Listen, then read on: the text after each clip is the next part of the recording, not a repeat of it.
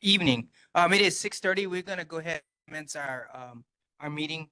We'll call to order the Wai'anae Neighborhood number 24, May 6, 2025 at our 6:30 meeting.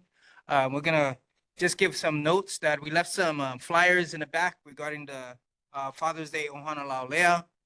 We just had an input. I just got a mailing from Townscape. They're doing an EIS study regarding upgrading some fuel tanks at our sewage plant. I apologize, we don't have that on our agenda because that just came through. We're gonna start off with Mr. Actually, we're gonna push up as well on 8.2.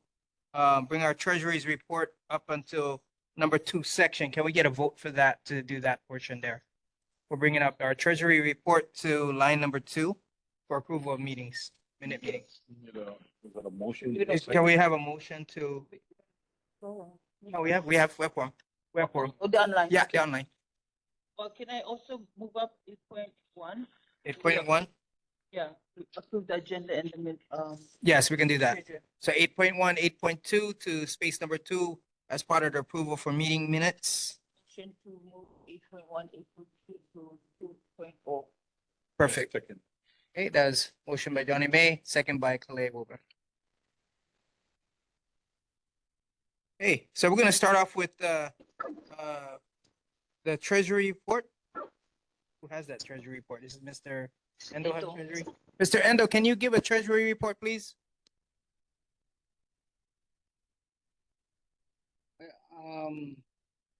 You can hear me? Yes, we can. I haven't received a treasury report for a while, so I didn't notice that they sent me anything. Because normally now they just said they wasn't gonna give us a treasury report because they normally go cover every expense that we have. But when it does come to maybe the next meeting, we have to go vote for the covering the budget for the videoing for the new year. But right now, I don't have a report. Thank you, sir. That's appreciated.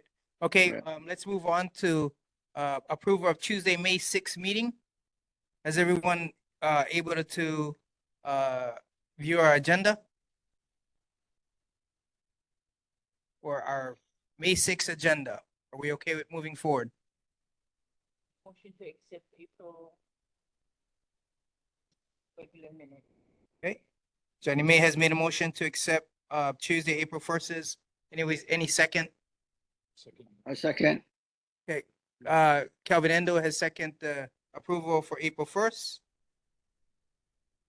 And then 8.1, approval of Tuesday, May 6th, 2025 agenda. Motion to accept May 6 agenda. Johnny May has made a motion to accept May 6th. Any second? Second. Okay, second, is that Uncle Richard Ledford? Yeah. Okay, now we're gonna start with Pule. Please, Mr. Calvin, if you can start off with prayer. Sure. Father, we do come to you once again to ask your guidance, your blessing. We know that there's so many things that have been going on in our community, and we again ask for you to comfort those families that have been hurt by violence and so much disruption in the community. We ask your peace over our community, that your love will permeate the hearts of the residents of Wai'anae, and that you will allow you to love through us. And Lord, we ask that once again that you bless our meeting, that all that is done will be done to honor you. We pray this in Jesus' name. Amen. Thank you, Mr. Endo. Okay, we're gonna start off with HFD, Honolulu Fire Department.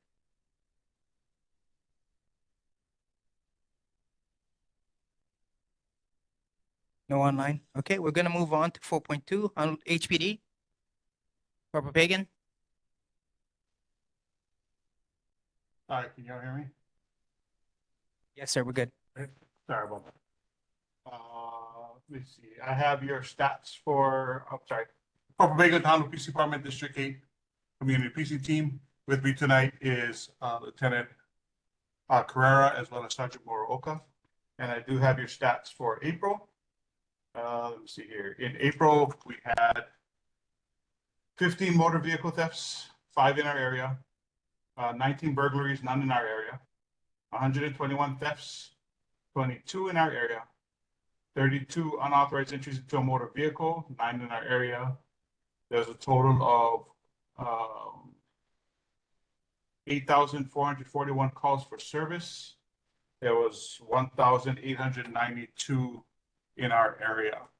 The other thing I did want to mention is I did want to thank and shout out to Rep. Morooka and his office and his staff and all of his volunteers and organization for the follow-up and the cleanup at sewers area, east side of the bathroom. They brought a lot of equipment, a lot of manpower, a lot of volunteers, a lot of his employees from his company that did a lot of great work. Thank Chair Gannabon for also coming out, bringing his family and his contacts as well. The place looks a lot better. Our officers are working to maintain that area, to make sure nobody returns to that area. I believe Councilmember Tupola's office will be speaking about the cleanup we have coming up this weekend. But we will be doing another large cleanup in the pump station area on Saturday with the community and with the city on Friday. Other than that, I'm open for any comments, questions, or concerns. Perry, Go ahead, Johnny May. how does one initiate a search warrant? There was an incident of my neighbor, illegal fireworks. HPD did come. So how can I pursue a search warrant if there's any, to see if there's any fireworks in the residence? The search warrants would actually come from the detectives. The community cannot request a search warrant. If there's an investigation made and it is deemed that there is more evidence or items that need to be picked up from inside of the house, the detectives will request a search warrant through the judges and the prosecutors, and they will do it that way. But unfortunately, a resident in the community cannot just request a search warrant for someone to go into someone's home. So can I pursue it with the officer that came to answer the call? If you did make a police report, and the officers there felt that it was necessary to refer it to the detectives, and the detectives felt it was necessary to do a search warrant, then they would do that. There's 2 young kids in the house. We tolerated this for many years. I think enough is enough. And I think residents should exercise their right. Thank you. Okay. Any other community concerns for HPD? Okay. Thank you, Corporal Pagan. Appreciate your time. Thank you. Sergeant Fumi. Lieutenant Corral. And moving on for 4.3, Board of Water Supply. Yeah, we're bringing you up early. Come on. Good evening. Hello, can you hear me? Kauai Hilo with the Board of Water. This past month, we had 2 main breaks, an 8-inch main break on Lahaina Street, 84-920, and the big one in front of Burger King at Wai'anae Mall, the 12-inch that inconvenienced everyone's traffic situation.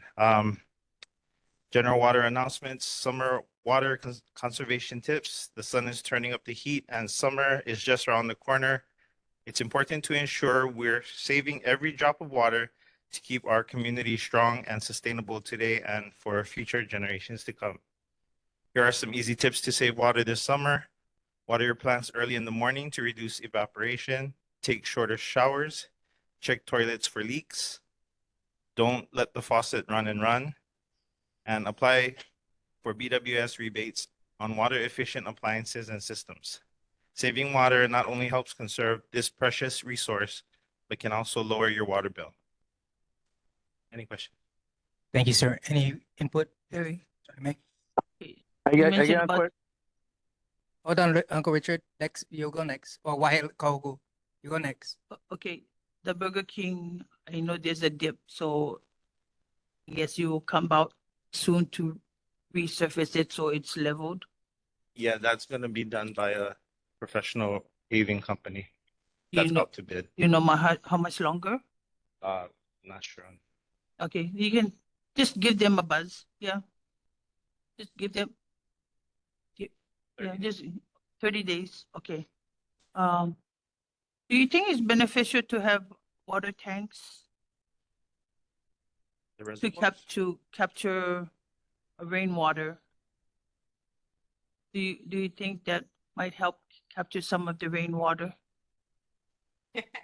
Hi, Kathleen Pahinui, Board of Water Supply Public Information Officer. Yes, we actually have a rather robust rain barrel program, which also includes those big totes. We do offer a $40 rebate on those. If you'd like more information, please call us at 748-5041, and we'd be happy to come out and even do a session with anybody if you get a group of people together and show you how to use them and set them up. Thank you. Thank you, Chair. Okay, Kaugu. yeah, aloha. My question was also for that break, on Farrington in front of, Burger King. Do you guys know what was the cause of that break? There's a blowout on the pipe on the bottom. Corrosion, you assume. Okay, thank you. Okay. Any other questions for BWS? Nothing online? Okay, we're gonna move on. Thank you. Don't forget our dies now. Okay, going on to 4.4, Department of Parks and Recreation, DPR. Anyone online or in person? Okay, we're gonna move on to the next. 4.5, Mayor's Representative, Don. Hi. Hi, Don. Aloha, everybody. Thank you for having me. So I have some updates. First, so voting for your next neighborhood board members runs from April 25th to May 16th. And then from Parks, registration for Summer Fund 2025 will begin May 12th through the 16th, with enrichment class signups from May 15th to May 19th based on where your program is located. And then there's some questions that were raised last time. Housing initiatives, a resident expressed her personal experience with helping her homeless relatives that do not want to follow rules.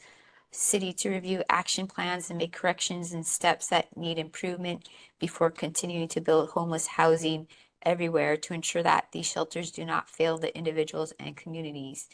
Department of Community Services states that they are implementing a market segment strategy that targets specialized services needed to help homeless on the street be successful when placed in housing, including specific conditions or demographics such as substance treatment, support for mental illness, our kupuna, medical issues, and others. Some examples are Behavioral Health Crisis Center, A'ala Respite, Leahi Behavioral and Medical Respite, and Kumu Olaho in Iwilei.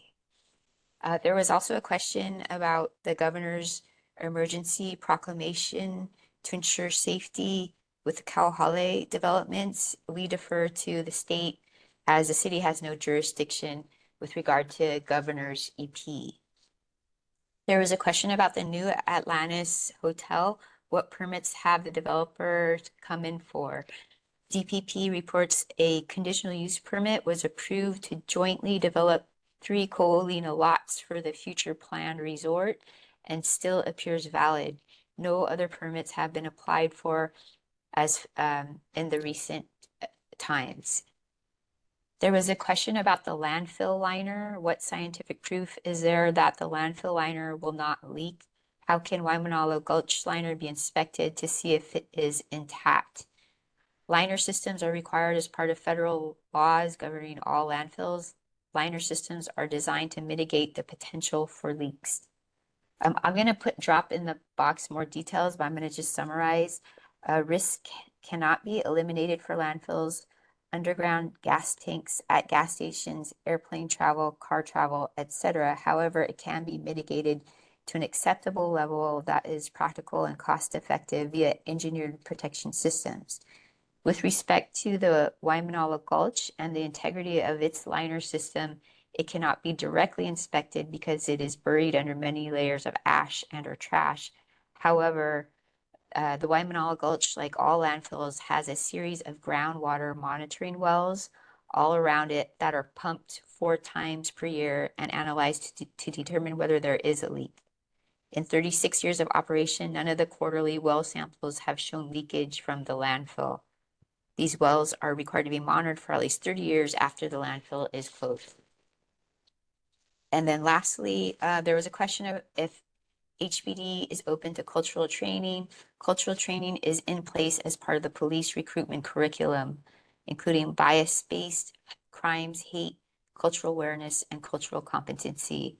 Also, sworn officers complete annual online bias-based profiling training. That's all I have, but I'm here for any questions or comments. Thank you. Barry? Sure, Johnny, let me go first. Okay. Hey, Don, I have a bunch of people in this afternoon requesting information on how does churches go ahead and apply for a permit. So there's a church that is in an area that they said they were going to be on our board meeting tonight, but they're not. And I just want to get ahead of this before they, because I know it's going to come up in our public section. And if you don't have an answer tonight, if you could please have that for tomorrow, next month, that would be great. Okay, will do. Thanks, So Don. yeah, okay, just based on that, they're a church is the question? Yeah, it's a church. Okay. There's an old standing church in the area in Macau within that same street, and then they're building another one down the road from it. And it's next to Kamaile Elementary. I don't have I'll email you the exact address because there is a bunch of people that's here that's gonna ask you about that. Okay? Okay. Thanks, Don. We'll go to Johnny Main and we'll go back online to Kaho'u, and then we'll go to community. Hi, Don. Status Hey. of Wai'anae Community Sustainable Plan, the Bus Rapid Transit Center. This is a project that started 2003, and it just stopped. We've been through 5 council members. Recently, the mayor addressed that $4.8 million for the bus transit was not federal funding was not approved. The mayor said that he will allow some money in the budget to address federal cutbacks. On the other hand, the mayor just created a housing department. Dawn, I sent you a list of projects. These are projects that were not known to the community, was never addressed to the community. That needs to improve a more transparency. And it's almost the projects that's slated for Wai'anae. It's almost like a DHHL wait list. We wait and wait and wait, let alone don't even know about the possibility of projects in the community. I see this as a political deception. But year after year, campaign after campaign, won't give Wai'anae this, that, and it never materialized. I mean, not 100%, but whatever it does, some of the things doesn't make sense. But it would be nice if the EDC or environmental services do come to the community and have some discussion, and we can provide some input. I only got wind of the $4.8 million is because of the news. And then after research discovered there was a FEA in 2003. Now it's 2025. And other communities already have rapid transit centers, and we don't. The bus drivers and the commuters have to use the Hallelujah. The only less improvement was lighting.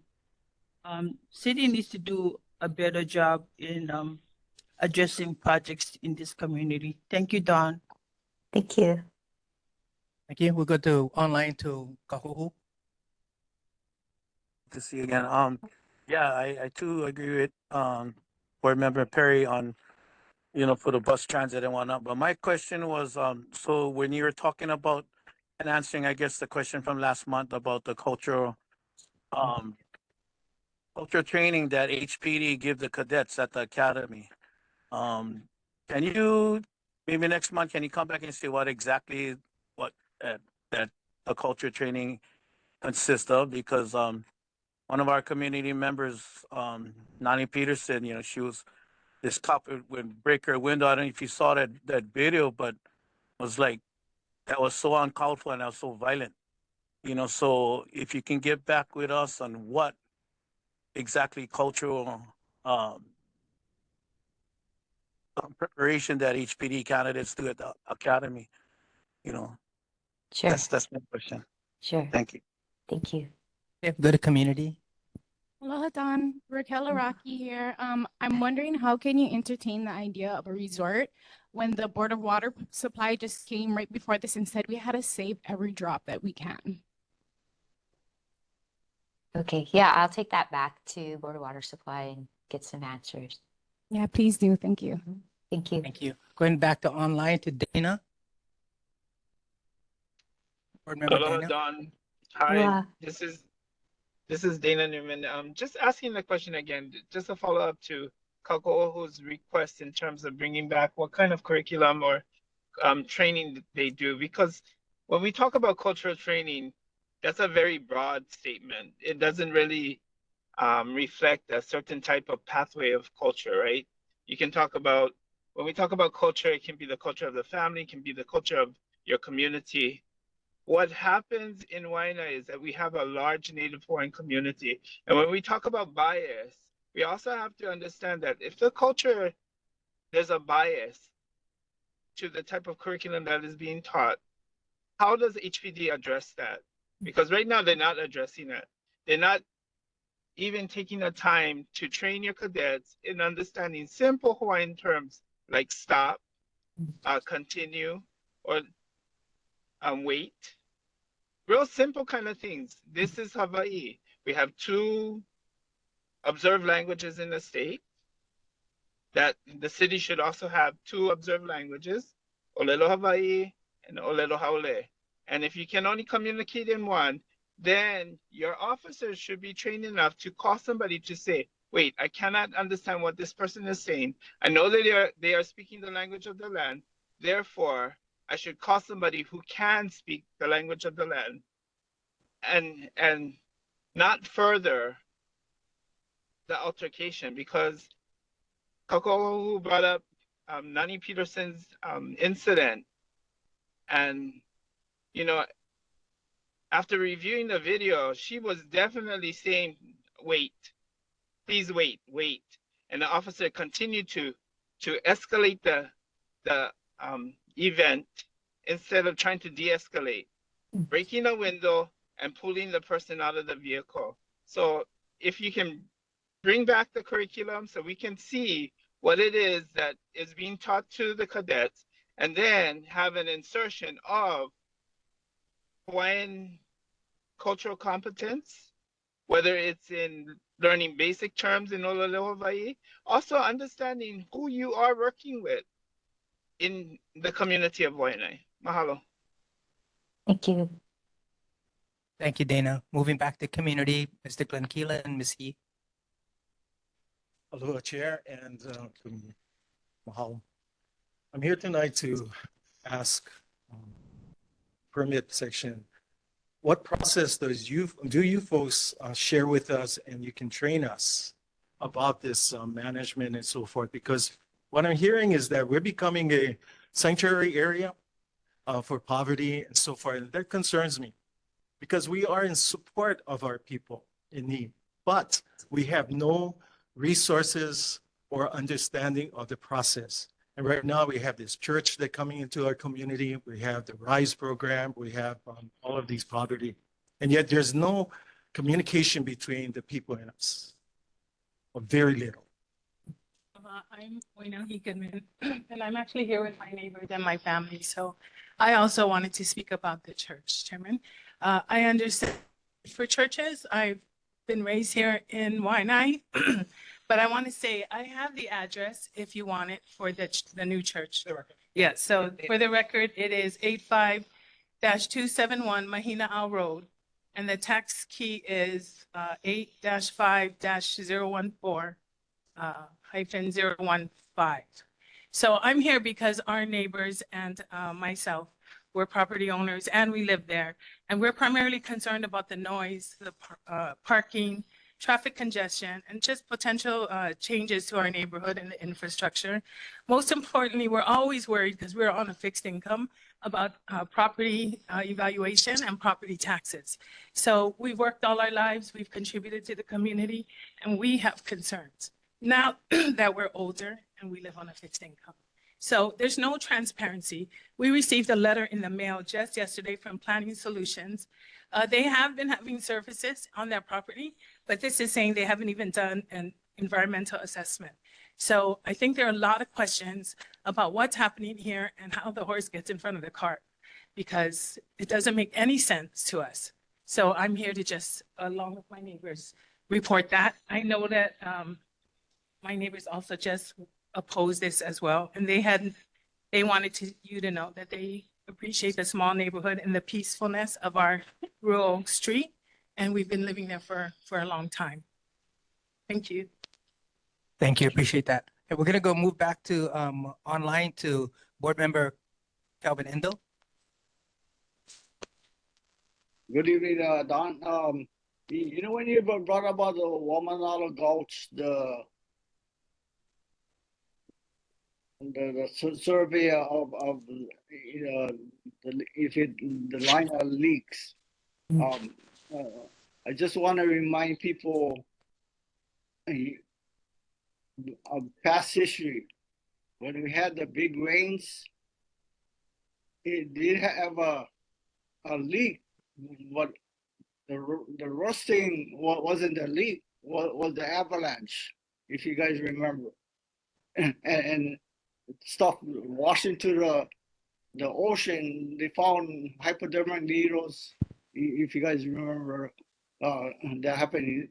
The reason I bring it up, I shared with my church what happened with Hurricane Helene, and what happened especially in North Carolina. They had the heavy rains that created landslides, and the landslides dammed up bridges, and those bridges broke, and it caused this one big town of Asheville to get devastated, flooded. I was just talking to somebody, a reporter, in fact, of my concern of Wai'anae Gulch. We haven't had constant heavy rain.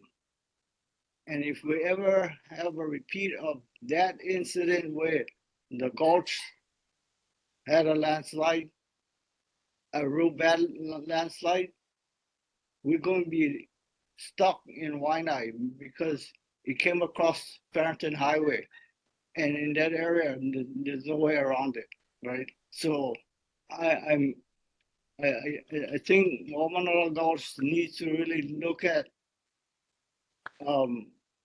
fortifying the entrance area in case we do have a constant heavy rain again, and what's a possibility of them having a really bad avalanche. So I just wanted to bring that thought to our community. Thank you, Mr. Endo. We got one last person in community as Mr. Actually, it's gonna be Mr. Salcedo. We'll go back online to Kevin, and then we'll go back to Clay Salcedo. Okay? Aloha, Don. Aloha. Hello. Hi, Don. This is Austin Salcedo calling. On Mahina'au, there have consequences as far as I see there's another church or sanctuary facility being built there. On Makaha Valley Road, what I'm concerned about is why isn't there a conditional use permit and brought it up to the neighborhood board for transparency? We lack the transparency here and the protocols of the conditional use permit major to be, it's one of the attributes on the conditional use permit to come before the neighborhood board, the community, for transparency. And it's in our district area. This church that they've spoken about earlier, we have another similar on Makaha Valley Road. The TMK, the address is 84-123 Makaha Valley Road. TMK is 8-5-018 semicolon 019. They had completed the job in July 10th, 2023. From what I've been involved with the neighborhood board, not once transparency came before the board for the conditional use permit. So where's the transparency here? It's a church, I understand that. But when they put in for a new sanctuary facility, that is the whole intent of this structure. Is this new sanctuary facility, is this a bird sanctuary? Is this a fish sanctuary? We don't know in the community.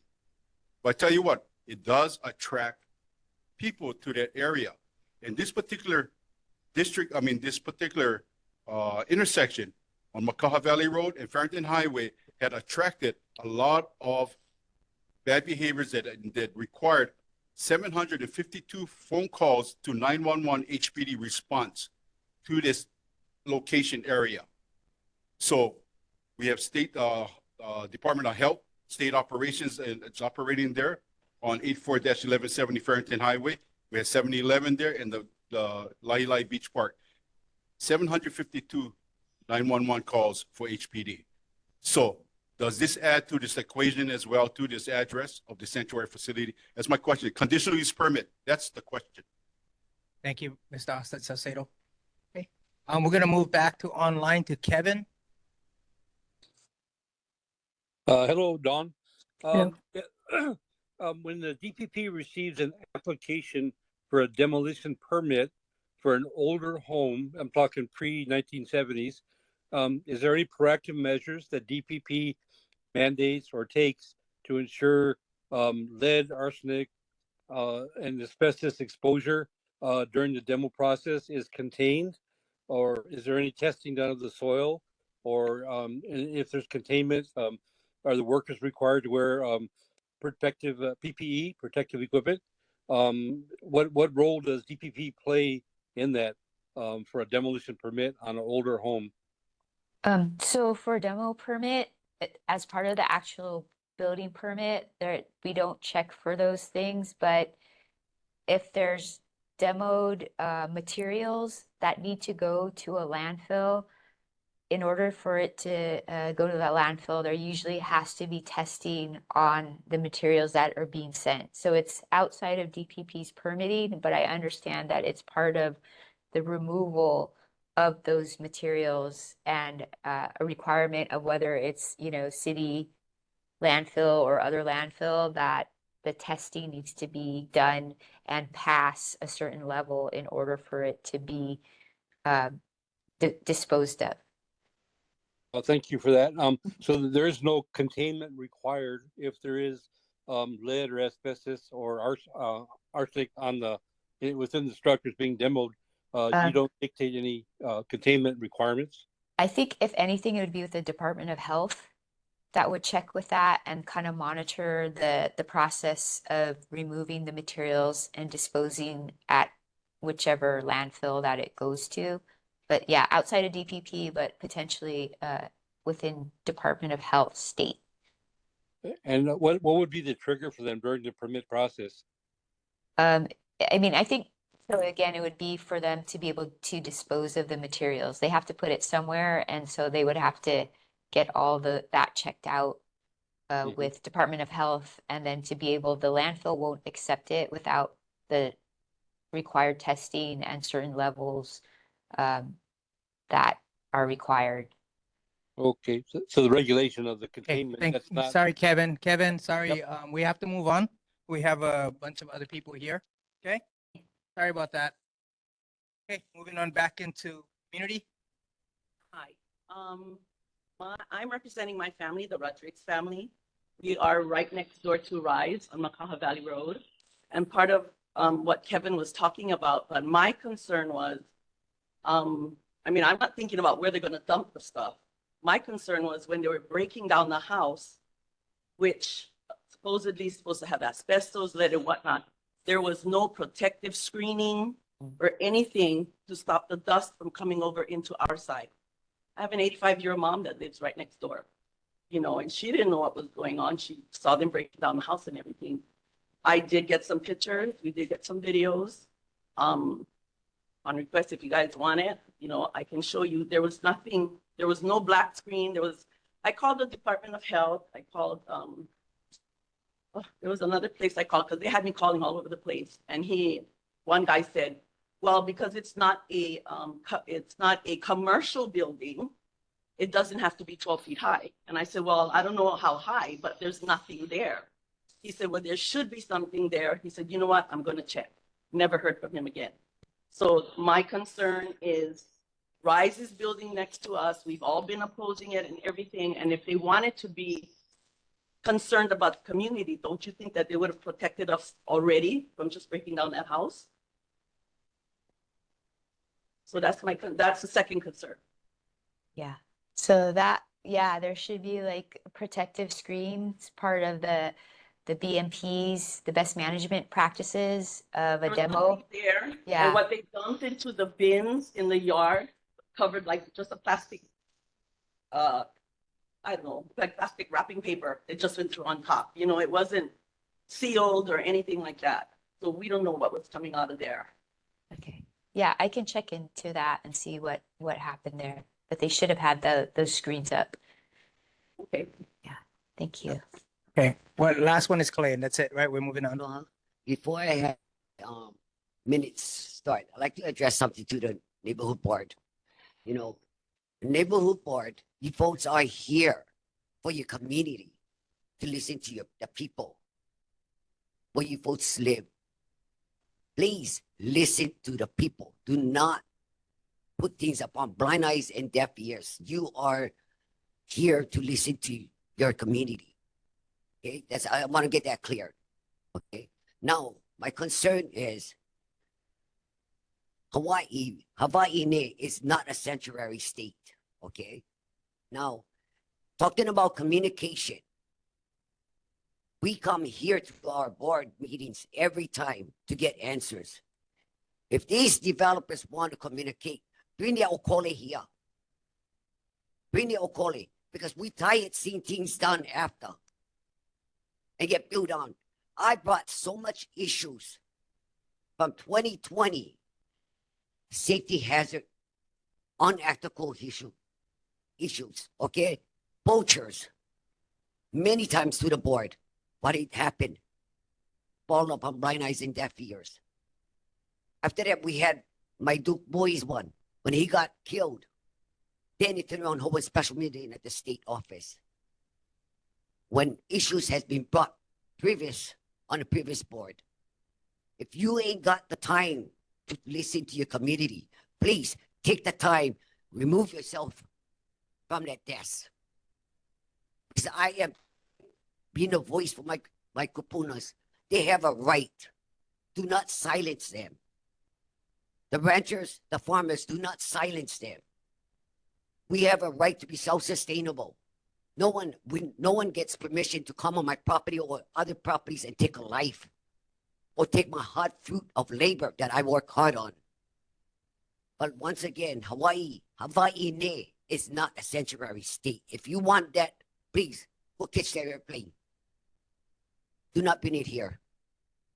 They're not welcome. Thank you, ma'am. We're gonna go Johnny May real quick, and then we'll go to the last one. Okay, Don, they gave the tax map key numbers to you. If you could kindly check on the system of the process, these property improvement, what steps have they've taken so far? And if you could send some update to our chair and he'll forward it to the community. It is my understanding that the condition use permit So the developer hires a consultant, they come to the community. All they have to do is come to the community. That's it. If they follow the rules, what is stated by the city, that's it. The city do hold meetings, and you have to go to the meetings if you feel so strongly against it. And if you miss the boat, you miss the boat. They're gonna approve it as long all the check marks are checked. So to give them some understanding of this, Don, if you could check on the property tax and see what has happened so far or what has not happened so far, and send a email to our chair and he can forward it to the residents. Thank you, Don. Okay, can I just get one clarification really quickly? So the Makaha Valley Road one is the one that had the demolition recently? I just want to make sure. Rise, at Rise, yes. The whole, Do you have tax map? What will Yes. help her? What will help her is the tax map key number or an address. Yeah, so I Oh, have hold on. that. Exact address, exact tax map key. If you want help from her, you need to provide that so she can look up the information on the system. Okay? Yeah.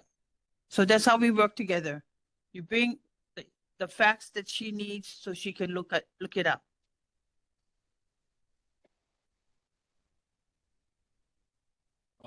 For Rise, it's 84-939 Nahulio Road, but this new sanctuary facility is at 84-123 Makaha Valley Road. Okay. But then the one that TMK, was, you want the TMK? no, I have it 851819. But what about the demo, the one I was gonna check on the BMPs? Which address was that? Is that Mahina Ao or? Oh, Mahina Ao. no, The Rise, the demo. Rise address. For the demolition is 84-939 Nahulio Road. That's a demolition. 84-939 939. 039 There's so much TMK. chaos that's happening in our area. We got to stop this. You Yeah. look at 3 different addresses doing the same thing, group living facilities. Stop them. Okay. Thank you. Last person for Don, Raquel. Aloha, Don. Aloha. So I can verify what they're saying. I'm a neighbor on that street and there was no protection in any sort for the days that it was coming down. And I also have 6 kids and I can tell you that the intersection on that street it's really bad. It's bad enough as it is already. And I challenge everyone to sit out there.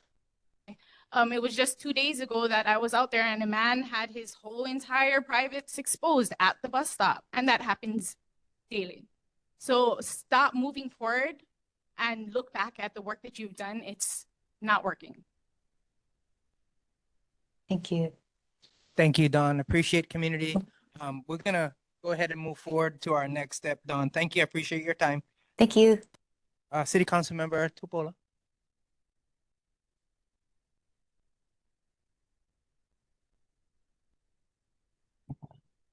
Aloha board members, aloha community. Thank you for being here.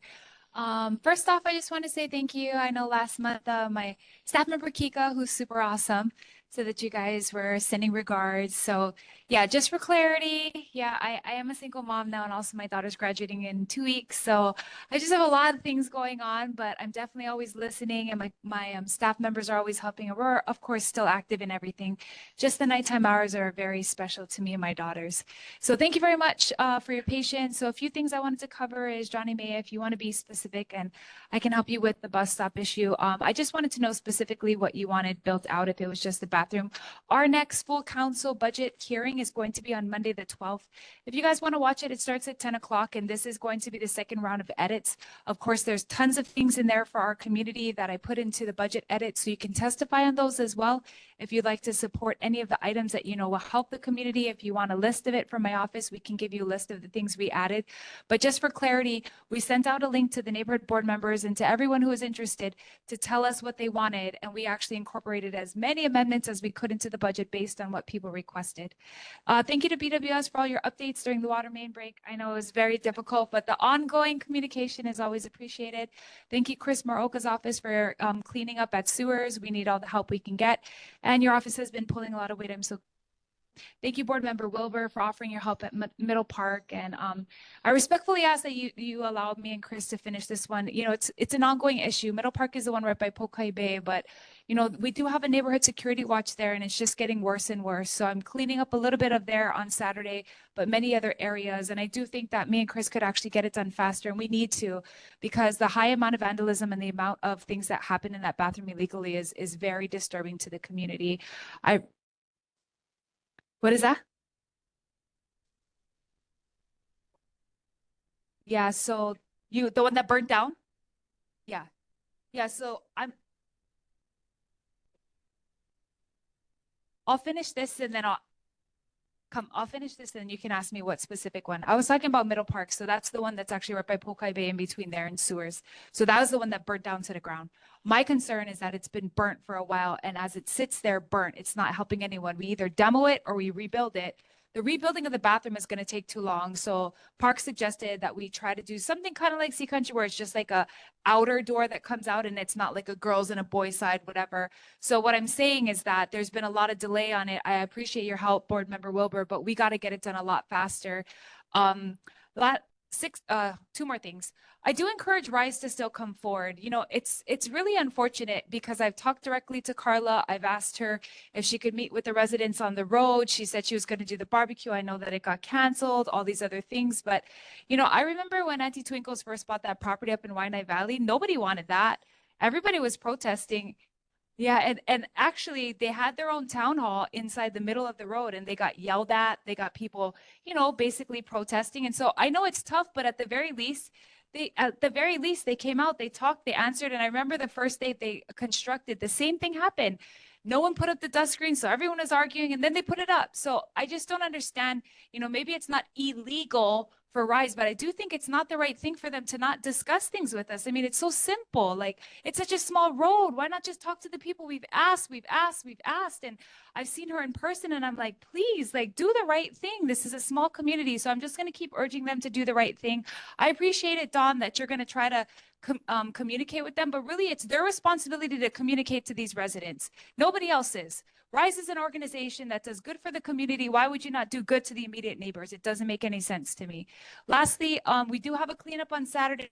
I'm going to be cleaning up Kaupapa Road, and then as well on Miley Point, and then that's that section right between Princess Kahanu parking lot and the pump station. We have about 31 tents there. We have been doing spade and neuter. We took a bunch of abandoned animals that were there. We are still helping people get into shelters as well as get employment. So just want to shout out my team, Kika and Jeannie. They're super awesome. They've been working, you know, hand in hand with the individuals that live there. I will say that that's the only way to do it. There's no big broad stroke that you do with homelessness. It's literally one by one by one by one.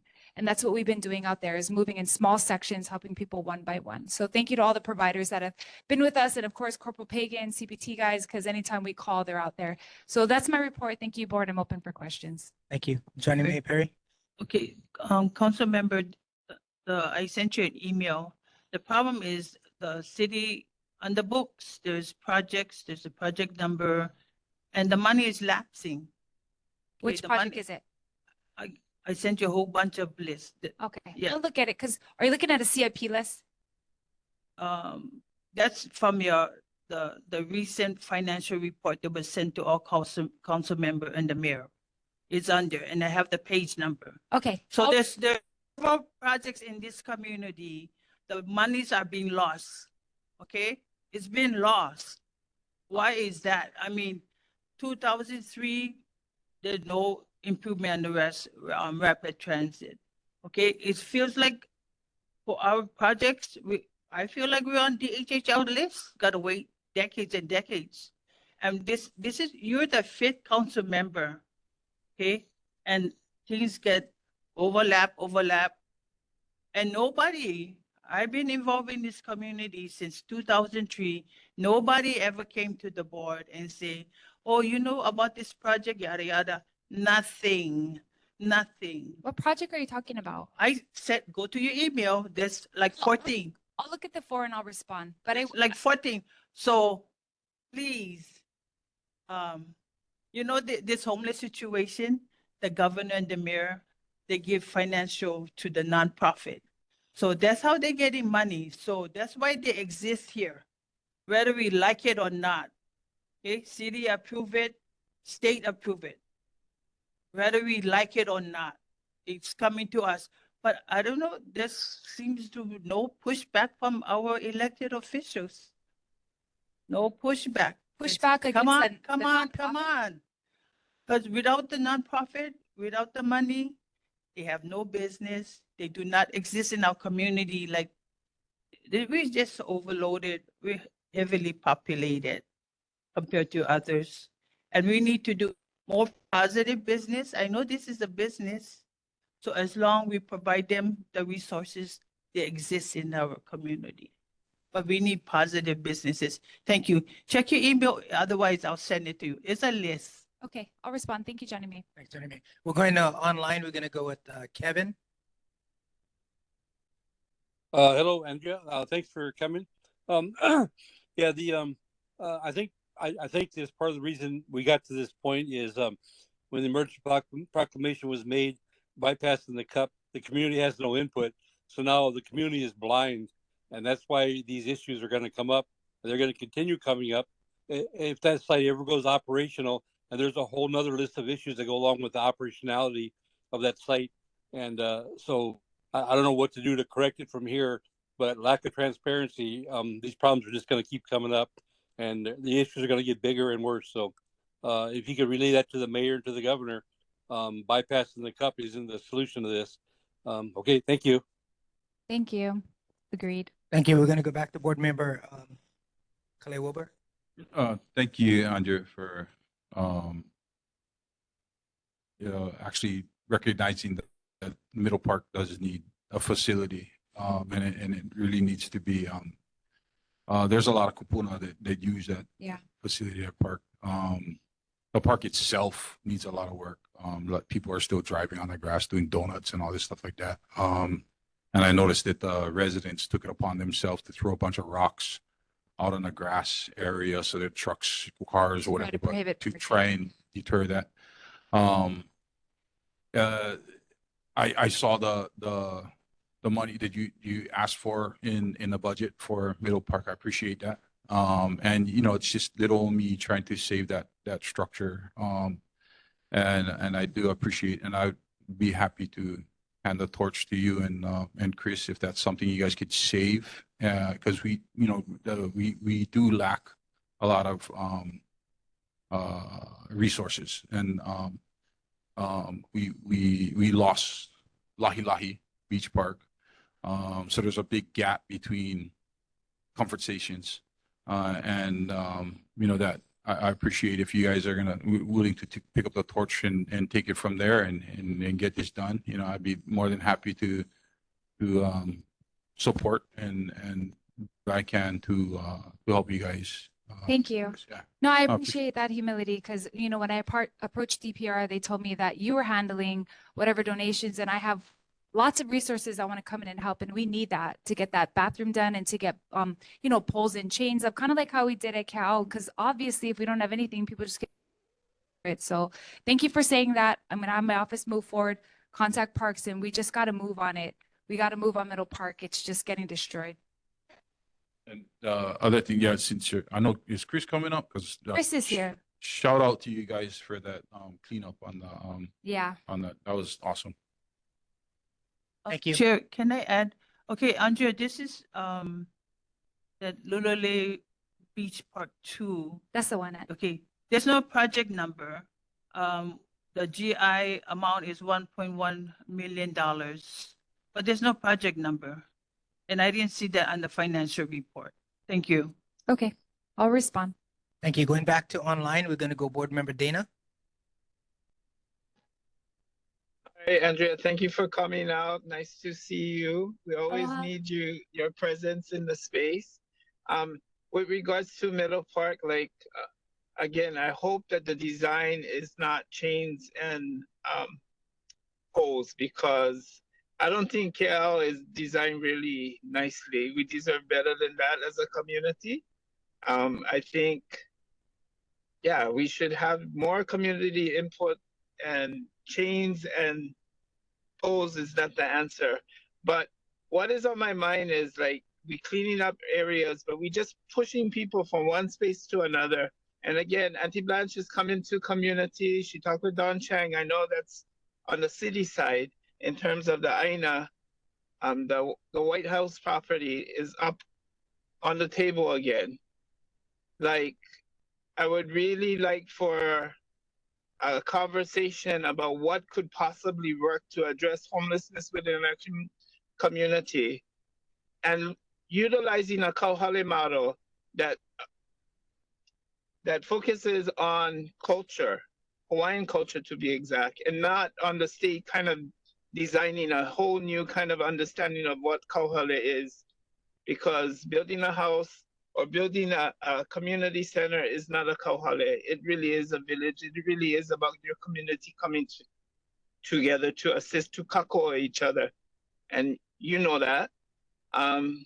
Yeah, so let's have that conversation. I did call out to Rep. Muraoka's office to try to get some sort of discussion on the table between all elected officials within our community to have a discussion on how do we approach a Kauhale system in Wai'anae to kind of kako those that are houseless right now. Mahalo, Dana. I will say that I agree strongly with on what you said regarding model. I refuse to even say that name. Anything that the state's doing, you can just call it a communal living project. It is not exactly what the Native Hawaiians identified or organized as a kauhale, and I don't even think that word should be used. So I will just call whatever they're doing communal living. Now, according to what you're saying, I do agree. There could be a model that works, and I do want to meet. And just for clarity for everybody here in the room, the reason why he's bringing this up is because I made a clear statement to the governor as well to the mayor that I feel like we have enough, but also I feel like the ones that are out here are really struggling. There is a lot of illegality in the structures. There's a lot of, I mean, the ones that are in Home Depot sheds up in what, I mean, that is illegal. Like, people living in Home Depot sheds is inhumane. And the amounts of violations on those sheds is up to $182,000. So I get it that we need to help the homeless, but not like that, not without a CUP, not without community input, not without legal structures. But what Dana's talking about could be something that works for the community. But the reason why I had to put my foot down is I don't want to see more come out here and be haphazardly put up and no funding, no operational, like even the one in Kamaka'oku and Kalailoa, that was Gov's very first, I will call it, communal living project. And it's out of money. They're out of money. They have no money to maintain the property. I've had to meet with US Vets to come up with business plans because they have no money to maintain what they've been given. So I just want to make sure whatever we propose is something that be long lasting for generations and not something that's going to go and come with this governor, then change with the next one. So as long as it's from the community and there's a solid model of support, then I can support it. But as of right now, I'm supporting the ones that I said, and I've been putting my foot strongly against them about getting the things done that they need to, getting them up to code. So Dana, I will reach out to you. We can have another conversation. Thank you. I'll be looking forward to that conversation. Thank you. Going back to community. Hello, Andrea, and thank you for your support and needed support. Apparently, RISE had actually gone over and beyond the city level of the conditional use permit. They deleted that attribute, and they went to the governor's emergency proclamation. John Mizuno had issued it out. So I'm asking you, Andrea, please, can you do upon our petitioners, to request our state representative, Chris Moroka, and Senator Samantha DeCourt, for their help to look into what John Mizuno's replacement, his name is Jun Yang, under the state governor, and look into it and mitigate this problem that we have about RISE that took the governor's emergency proclamation out of alignment. Okay, they took it away from the city, put Donna Puni in a situation to answer it, but no, it's now let's can you formulate a letter requesting our Representative Moroka and our Senator Samantha DeCourt to look into this problem of the governor's emergency proclamation? I ask of this request to you, request them. Yeah, I can do a letter. I just want everyone to know that, Jung Yang took over for John Mizuno. I do have a good relationship with him. When he worked for Ed Snip and under DOT, he helped a lot with all of the cleanups we had to do. He was very responsive. But there was a recent GIA that came out that's called a grant and aid from the state. And they were going to give it to the area that I just told you had all the illegal structures. And I told them no. I said, I absolutely will not support. If you guys give them state funding to do illegal things, like I'm out. I'm not going to support this. So they sat down with the organization and they gave them a date. Because I said, if there's no date that these Home Depot sheds are gone, like I will protest myself, because I've been waiting too many years for these to be down and for actual humane housing to be offered to homeless in that area. So I will talk to Jung. I do not know what state funding RISE has or if they have any, but I do think that us having that conversation with the state is reasonable. Both of the senator and representative here, we're all on the same page. We feel like it's the right thing to do. If you have to be coerced to do the right, I can't help you. Like, you got to do the right thing. So I'll do it, Uncle. Thank you, Andrea, because on Nohaleo Road, it's unsafe. We have the less HPD. We don't have the shortfall manning on HPD. We have no street lights, for God's sake. And when we have this type of entities, we protest against this of Nohaleo Road, Gate Street, Kalawa, and Makaha Valley Road, all residents in opposition. But thank you for your support in getting this letter to our representative on the state side. Thank you. Go ahead, next. Gary Shinsato. I just want to do a look forward before they start building up. You have a question for? Yeah, I just look forward to RISE. The road is actually considered a sub-collector according to the subdivision street standards. And they require 5-foot sidewalks on both sides of the street, required. Okay, and there's no sidewalks up there. The road needs to be 26 feet wide. I went up there and I measured. It's only 20 feet wide. So the standards that is set forth by the DPP in this document, they don't even meet. I just want to put it out there before they start building, because they got to follow this requirement. Just because you give on governor's emergency proclamation, that doesn't give you exemption to build anything you want, any place you want. And this is not the right place. As I said last month, we sit in the largest Hiko town area. You look on the map, it's only our coastline. So why are we moving people this way when we don't even have an emergency exit, for Christ's sakes? His emergency proclamation is just, it doesn't in line with engineering best practices, and it doesn't comply with common sense. This is ridiculous. Thank you for the question. I'll work on that. I do agree. Go on. Aloha. I'd like to thank you about the result we did on Kehau Beach Park. Number one, Kehau Beach Park was designed with the gates, cattle gates, by the 96792. It was not only on a councilwoman or anything.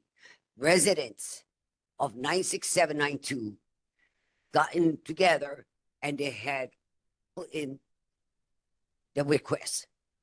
And the way the park is designed, I remember seeing a park like that, because it deter bad behaviors, pill outs, all in the parks. Now we get on the parks that's going to be safe. It's not going to be a car going into the tent.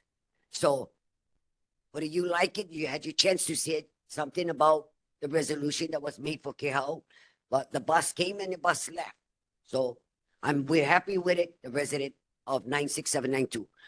The other thing is, Andrea, and by the way, we did have a back, on certain other things, because we have a board member who go milli, and just not doing things. Oh no, you have to turn around and work with your community. Don't be such an ambitious person for power. Do you have a question for Okay. council member? The question is, how much of the 1.14 billion that's going to come to Wai'anae on the city budget? That's what we have so far. That's on the table. 1.14 billion. How much of that 1.14 billion is going to come to Wai'anae? Okay, so let me just answer the first part, then the second part. So first off, Auntie brought up the Cow Beach part because what she's trying to say is that really a lot of it came from her and Uncle Austin. As a council member, I track real tight with the community because these are the guys that live across the street. They have to deal with, issues, people vandalizing their property. And of course, Keha was working DPR at the time and she was tight with us as well. So anytime we're trying to do any improvements at the parks, like just like Board Member Wilbur said, it's because we're meeting constantly with the nearby neighbors to try to figure out what works best. So thank you for all your hard work. And Uncle and Auntie, don't just gripe. I know you guys see them get crazy on the mic, but these guys helped me a lot at KO.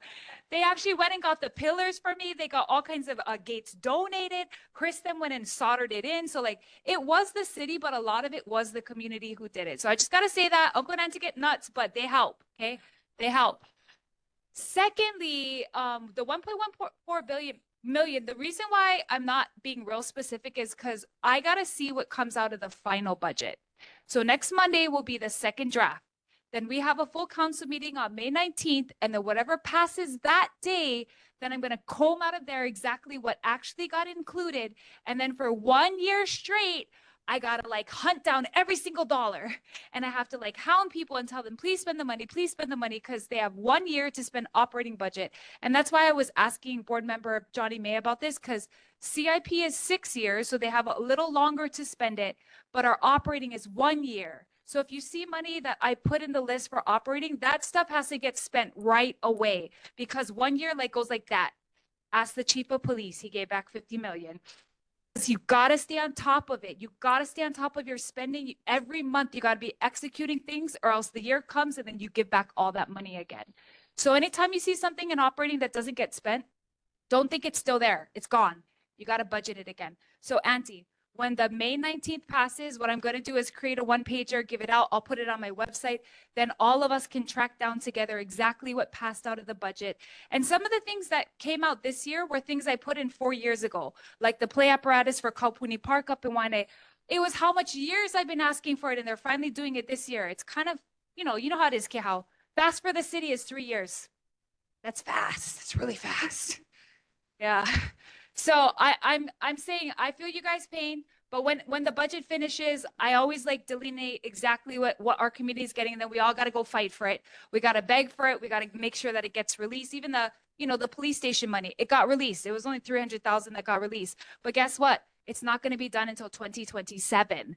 So it's again, fast for the city, but it's because there's a design process, there's a planning, and of course there's a construction. So that is the answer. Okay, any other questions? I got Nani online. This will be the last one from community, and then I have one follow-up. Okay. Hola, aloha, Andrea. Mahalo for being there today. Mahalo, Dana, for bringing up Ancha's situation, because that was one of the things that I was going to bring up as well. As you know how passionate I am about kauhale in a cultural way. So looking forward to having another discussion with you in regards to that, because it's definitely over time, for a different way for us to heal our people. Yeah, and so looking forward to that. On another note, mahalo for bringing up Middle Park. That's a special place for my ohana as we send off our family in that area. And so please keep me posted in whatever we can do, whatever can be done over there. I would love to kokua. I also want to share, if you can actually find out how to open up these restrooms a little earlier for our female police officers that are not able to just go to a tree and wiggle it. There has been some issues with our female, not being able to, they have to go to community homes or other places within the community to use the restroom when they're on a graveyard shift and whatnot. And so that needs to be looked at. All right. Other than that, sending Pule your way for whatever you're going through. And yeah, we need you more in the community. Mahalo. Hola. And I had one concern is for Makaha Beach Park. There is no signage and there is no current park closure for that area. And I know this has been a real touchy subject in the past with beachgoers and residents. However, there is now homeless starting to move into the park, into the beach park on the beach side. The other thing is there's no signage saying that it's closed, which, as far as I know, does not have any closure. Is that something that we can work towards getting Yes. park closure on that one? Yes. We would really appreciate that. Yeah, can do. Real short, Chair. Andrea, getting back to the concern about bathroom, I know the bus drivers, they have a relationship with 7-Eleven, so don't always have to go to the beach. Why is it that CIP takes 6 years and operating budget 1 year? So CIP for capital infrastructure projects, because there is a design plan construction, they allow for money to kind of be, so I'll show you one page of it. They'll break up the amounts and they'll put some in plan, some in design, some in construction, but it'll be over a 6-year period because that's how long it takes. So you don't want to withdraw money halfway through the process. So you allow that to stay there for 6 years, knowing that it might take longer if you have, problems come up. You don't want a project half done, but the operating, which is like your day-to-day, your equipment, your personnel, we can't keep like holding those over. So if it's not spent in a year, then it's given back to the general fund. Okay, lastly, look over your head. Oh, you mean this terrible room? Yeah, that needs to, facility maintenance needs to improve this building. This is a city building, guys. Just I walked in and I was like, oh my gosh, the meeting's over here. And the groundskeeper, before this place was kept much better than this. Oh, it's horrible. Can Thank I just say one thing though? I did put in the budget and it's gonna happen is we're gonna repaint the building. We're putting up a gate at the parking lot. We're also gonna put up some barriers or, poles and chains to kind of whatever, rope it off. We're gonna do a mural project on the sidewalk and in that open space because it's just all vandalized. But yeah, this building attracts a lot of bad activity. And it starts from here and then it goes to the library and then it goes all the way down this corridor to Wai'anae High School. So I do have a public safety plan that I showed to the board. I'm getting everyone to sign it, but improving this entire corridor, every single thing from this building to Wai'anae High School is part of the plan because places that look like they attract crime. So if we want to continue to have crime in this corridor, shootings at the harbor, at Uluvehi, then we'll keep it the same, but we don't want that. So we need to improve the way everything looks, but agreed. Thank you, Councilmember. Appreciate it. Okay, we're going to move on to Congresswoman Jill Takuda. Any representative for Jill Takuda? Okay. Anything online? Nope. Okay, Governor's representative is out. We apologize for that. We're going to move to State Senator Samantha Decourt. Aloha mai kako, Chair and board members, Samantha Decourt. Let me just breeze through a few announcements and then I'll open it up for questions. We just wrapped up the 2025 legislative session. We had a lot of wins, we had a lot of losses, but for the most part, I believe Wai'anae did have a lot of wins. We were able to pass some really good legislation. I just want to congratulate the Salcedos and everybody here who testified in support of SB 1296, Duke's Law, which passed both the House and the Senate. So let's give everybody a round of applause. It is making its way to the governor's office, whom I'm in touch with, and he is very familiar with this bill, and so I don't see any problems with him passing it. So that's just one of it. And then also happy to also report that SB 401, which would restrict Second Amendment legal gun carriers from being criminalized overnight. That bill died also in the few days before session. So happy to report that as well. We had an overwhelming amount of testifiers in opposition. So I wanted to make sure that I had shared that as well. Within the budget, that still is making its way to the governor's office. So nothing is final yet, but I will say that within the budget for fiscal year 26, 96792, Senate District 22, which actually starts from Colina, has been appropriated about $10 million, fiscal year 26 and then fiscal year 27, another $10 million. So within the next couple of years, we've got $20 million coming our way. Once we are able to break that down, we'll go ahead and send it off to the board members. We just got the letter. But again, all of that is subject to the governor finalizing and signing off on that bill. And then also, okay, yeah. Pa'akea Road, I just want to share with you folks that we're still on track with opening up Pa'akea Road. They DOT did have to push back the date a little bit just because ownership transferring and all that kind of stuff.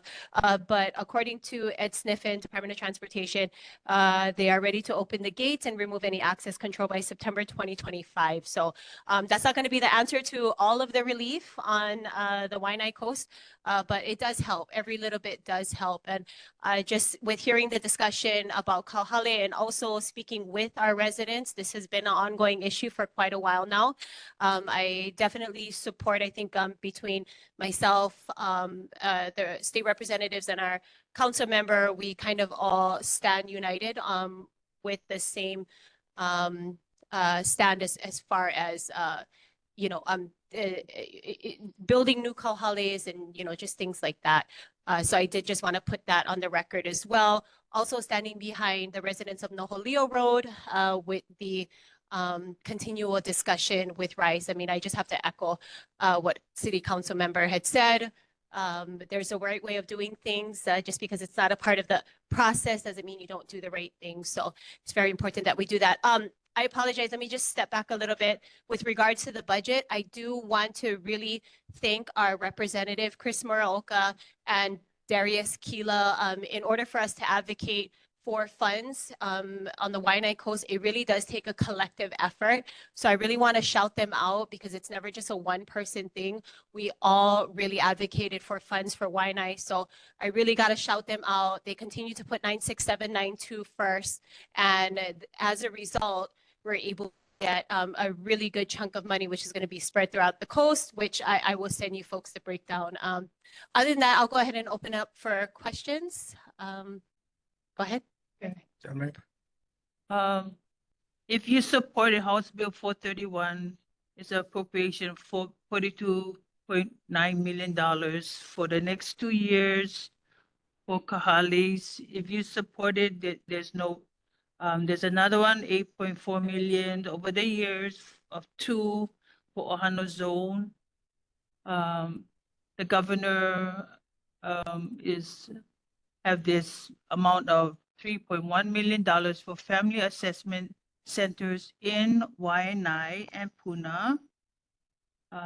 In addition of 30 more kahales by 2026. As you know, the city and state is, ramping up housing development. But when it comes to DHHL, there's always obstacles. I don't understand why there's obstacles. And I hope you can help the community about the PFAS in the water. Eventually, that will cause health illnesses. And that's this is all the district that you represent, besides Makakilo and Waipahu. All that line is that have PFAS in their water. Okay. As you know, if there's no HUD fund, GIA fund, block grant fund, public assistance, there's no Wai'anae. There's no Wai'anae. So I sent you an email about the jetty, about Pokai Bay. If you could continue to follow up on that. As our new senator, what makes you different from our previous senator? What can you offer this community that the other one did not? I know she was a huge supporter of nonprofits. So tell us what makes you different and what kind of difference can we see in this community? I think it's about time this community improve, and we all have to advocate for ourselves for improvement. Don't leave it to government. You know, the White House, what House doing, taking away benefits. Then we're gonna be all on our own. Okay, we need to all be advocate for ourselves. They're protecting their jobs. We're protecting our investment, which is our home. Okay, so tell us what makes you different from the former senator. Thank you. Okay, well, let me just go ahead and address the legislation. HB 431, which is the bill to continue to support the Kahales, I've consistently voted no on that bill, only because since 2023, the governor has been appropriated $37 million for the Kahale initiative. And within the House budget, he was appropriated another $35 million for Kahale. I personally believe that that money can be better spent in other places. Right now, it's clear on where Wai'anae stands as far as Kahales are concerned. So some of that money should be appropriated in areas that we feel is best to put towards initiatives to help our homeless community. So with that, I have voted no on that.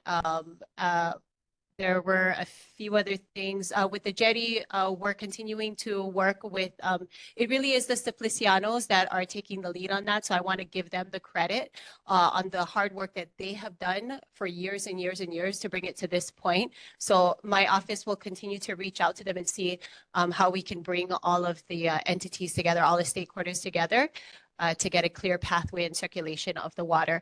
As far as the what makes me different, I don't know, you'll have to ask the people that supported me. I know that I try to be as visible as possible. I try to do the work as much as possible. But so everything else, if I missed it, I will definitely respond by email. But just for the sake of time, I just want to go ahead and summarize that. Okay, lastly, school voucher law. May 4th, Section A3. I think Wai'anae children deserve a better education. Texas have this voucher law. And if you draft something like that, adjust it for Wai'anae. I just believe that if Wai'anae excel, that we can excel. We're not just, we're not using the best of our potentials. Government don't want us to excel because then there's no HUD monies, there's no block grants, there's no GIA. So they really don't want us to suppress, but we have to pull through and rise up and improve the community and ourselves. So school voucher law, page 5, May 4th, A3 section. Texas is doing it and there's other states. Thank you. Okay, we'll look into for that. Wai'anae. Thank you. Yes, thank you very much. Before we open into questions, I forgot to add one more thing. Currently, just an update with regards to Po'ohonua Wai'anae that's located at the Wai'anae Boat Harbor. Right now, DOE is in the process of acquiring that parcel that Po'ohonua is occupying. And so the discussion has been made for many years. Councilmember Tupola has been a part of the discussion and efforts and hard work for many, many years. But I do want to share with the board and also, Rep. Moralka has been looped into the conversation that Pu'ohonua o Wai'anae will be moving up Malka November 27th, 2025. We are very hands-on with helping them and assisting them with their needs. and just being instrumental in the conversation to make sure that whatever support it is that they need to move up, they will get it from the community. But just wanted to give you folks that date, and I'll also forward that letter to you folks as well. But go ahead if you want to open up for questions. Is it 100% of them? Correct, yes. Okay. I come to the mic, but right now we have to go to Dana, and you can come next to the mic. So Dana online, please. So if you have any other comments. Dana online. Hi, so again, the understanding of Kauhale, Samantha, is that you're talking about the state's use of monies to develop homeless projects or communal living projects? Or is it based on a cultural understanding of what a Kauhale is? I just want to be clear that Correct. nobody should hijack the use of the Hawaiian language to accommodate or appropriate, as we call it, understanding and remove that pilina that we have with that approach of housing for Kanaka. The exploration of that understanding should be there. That's why I'm asking to again sit with Auntie Blanche, sit with our community members to kind of really define what would work for Wai'anae, because as it is, pushing people from one beach across to the other side is very disrupted, especially when we don't have the type of assistance that should be in place to work with or kako individuals who want to leave that lifestyle of just living unsheltered. Yeah. So I'm open to discussion with any of the community members, also any of the representatives. And Auntie Blanche is calling for a meeting for individuals to be there so that we can kind of build understanding and possibly build a program that can be effective to accommodate Hawaiians that are houseless right now. Yeah, correct. Thank you, board member. Yes, I do not agree with the state's understanding and their messaging as far as using the term kauhale. And so, you know, ever since they tried to bring it to the state, unfortunately, the department has not had any plans on how they're going to utilize these projects for specific residents here on the 96792. It was the reason why I didn't support it last year, and it continues to be the same reason why I don't support it this year, because what's going to happen is when we do have eventually a new governor with new administration, with new priorities, what's going to happen with the structures, where's the money going to go, and where are the residents going to go? So I continue to stand in opposition for the state's version of Kauhale, but you are right, board member, we do have to bring it to the table because I really believe that they're sensationalizing us using these using Olelo Hawaii as a way to just kind of smooth its way in, and it's just not working. And at least it's not working here in the 96792. So, and thank you very much for your patience. My office will be reaching out to you this week to schedule a meeting. And thank you so much for your patience in the past couple of weeks. It's been a little busy at the ledge, but session is over. So we'll be reaching out this week to sit down and talk story. So thank you for your patience. And just to, you know, educate our community, the last, you know, exemptions that was given to build some of the programs within our community was done under a Republican government, under the Lingo administration. And there was a lot of pushback then too. But there's also the need to understand when we have these exemptions take place because there is a serious health threat to our community. When we don't have proper comfort stations or toilets in place working properly, people have to go to relieve themselves. Oftentimes it's in the ocean, oftentimes it's in the sand, oftentimes it's in the bush. We get exposed to all of these things. So everybody can complain about, oh, not in my backyard, but until we get basic human infrastructure in place, these things are going to occur. And it's government's fault because they could have, you know, put exemptions in place to rebuild the bathrooms right away. We have not done that.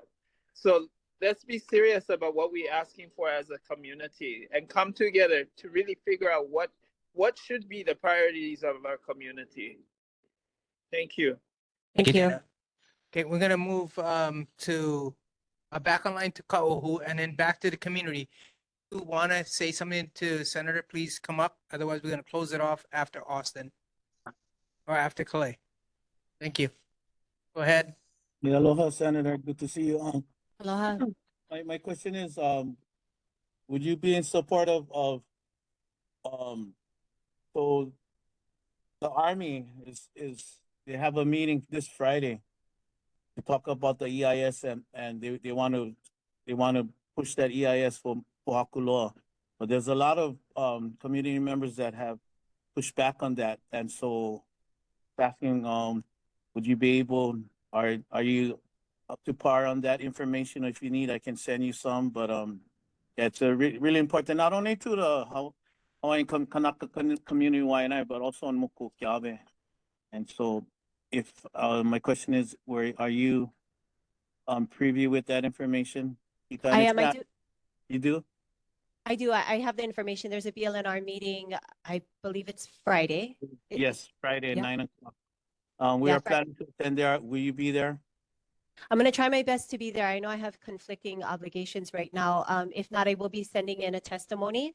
And then in addition to the military leases, just so you know, I've made Makua a priority since that is my district, on ensuring that the military return Makua back to the people. And so I'll continue to stand on that for Pohakuloa and Kahuku. But right now is a very sensitive time. And it's a time that we really have to activate our lahui to make sure that we show support in every way possible through testimonies, through attendance, through showing up. I know I'm definitely doing my part. It was one of the first meetings that I did have as soon as I was elected, before I even got sworn in, to meet with the military, to meet with the Army and see where they're at. So I know for sure my priority is Makua, and I'm hoping that the other elected officials will, in addition to fight for the release of those lands in the other areas, but I will continue to stand on my position for that. Mahalo, Sam. Can you leave me a number on the chat? I put on. It's your yeah, number it's in and there. my number. Thank Yeah, you. and then I have your cell, so I'll text you. Okay, thanks, Sam. Mr. Saucer. Aloha. Honorable Senator, yes, there's a lot of work to be done because of prior legislation to allow all this influx. It's actually coming off the plane in our nonprofit organizations, like Partners in Care. They do have a point and count of where all these people is at and the numbers, and they know exactly who they are and where they came from. So without stopping this influx and this aiding and abetting with this nonprofit organization, they would never stop. But thank you for your support in legislation. We needed that open door from you. But I ask of you to stand again for our Makaha residents of Nohulio, Kalawaha, Jade, and Makaha Valley. We're asking our Councilwoman, Angela Tupola, to forward a letter to you in representing us petitioners against the Governor Emergency Proclamation made by John Mizuno, now it's taken over by Jun Yang. So can please just start this conversation with him, because this is abuse and government bullying by them. Not coming before the community to the neighborhood board. Jun Yang never came before us and explained why he did that. They forced it down our throat. We don't deserve it. We oppose it, we protest, and we object to all this type of treatment, because we are landowners that live comfortably. But please, I want to ask you for your support on this. You go get them, girl. You go tackle. Thank you. Thank you. I do just want to say that the homeless department, now being led by Jun Yang, they were appropriated $3 million last year to send non-Hawaii residents back to their homes in the continent, but we're not stopping the bleeding. I introduced a reso. There's a program called the SOTA program, Special One-Time Assistance Program, that literally identifies the state of Hawaii as being a place to ship other states homeless to. So I'm going to continue to work with the Lieutenant Governor's office on that, but we're not, the state is not doing enough to stop them from coming in. And so one way that I propose to do that is to not allow them to participate in our resources here. Because when they come here, magically, they just have a social worker appointment, they get medical, they get food stamps, they get everything. That is our resources and our essential needs that we have for our residents. And so instead of restricting them or making it harder for them to come, the state is just throwing more money, sending them back, only for them, I'm sure, to eventually come back again. So, so yes, I will continue to stand on that. Thank you. Board Chair, can I just make a statement in regards to that comment? Like, as American citizens, you have a right to move from whatever state you want to move into. So, like, we cannot. I'm a strong advocate for Hawaiian Kingdom. Like, as a state of Hawaii, they have a responsibility to the United States of America, and all of its citizens are freely able to move to whatever state they want to move into, and so they should be protected, and benefits should follow them wherever they go as American. Thank you, I don't Dana. agree with it also, but yes. Thank you, Dana. We're gonna move on to Ms. Calais. Okay. Acedo. Well, I just want to say something about that. When you come to Hawaii and you expect us taxpayers to flip the bill, ole. Our kupunas deserve better. They already retired, and they shouldn't be have to making a choice. And they turn around and said, "Oh, you make a 75 cents or $1.20, you cannot qualify for EPT." Excuse me. They get free medical. Well, my kupuna's got to figure out where to get the next money, whether to pay the utilities or the medication. So that's how I feel. Only pili care, but that's my ha. First of all, I'd like to thank you because what made her different, and Johnny May, I will tell you what. Her doors was not locked like the previous legislatures and reps. We go at the Capitol, the doors are locked, and they're looking at the little peephole. You know, I can go inside, knock on both representative and legislature, the doors is open. If you, as a community, brings that issues up to them, hold them accountable, and let me tell you, they've been there, but it's our community needs to stand up, is the concern. Not only 1, 2, or 3 people, a few of them. It's not going to work. But remember, if our board also listen to what the community wants and what we ask in, we as a board and committee members can go and take it to their office. So I'm very happy in the response I've been having our new representative and legislature. We do not have the same old. For 20 plus years, what did we accomplish? I have hope in our new elected officials. So don't just turn around and say what's going on, because the community gave up and come to the neighborhood board. They lost faith within the system. They lost faith within the city. They lost faith within the state. Now we're giving them the chance and telling them, do not stop. Get together, bring your mana, and fight back what we deserve. Because 96792, High Point to Kahina Point, it's not Nanaku, it's not Wai'anae, it's one Ohana. But you guys need to work together and stop fighting up on each other.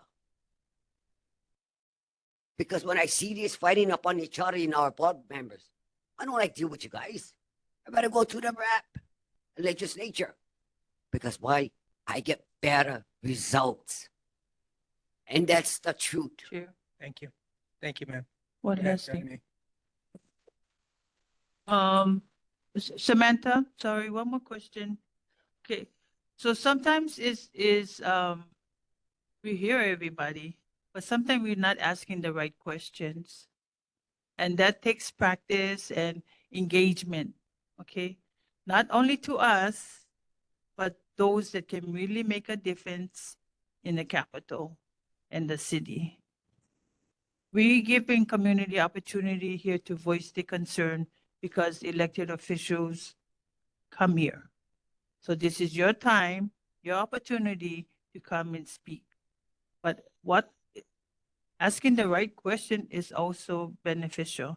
So last question, your definition of the governor's proclamation. I think there may be a confusion of the definition from the mayor of the homeless proclamation.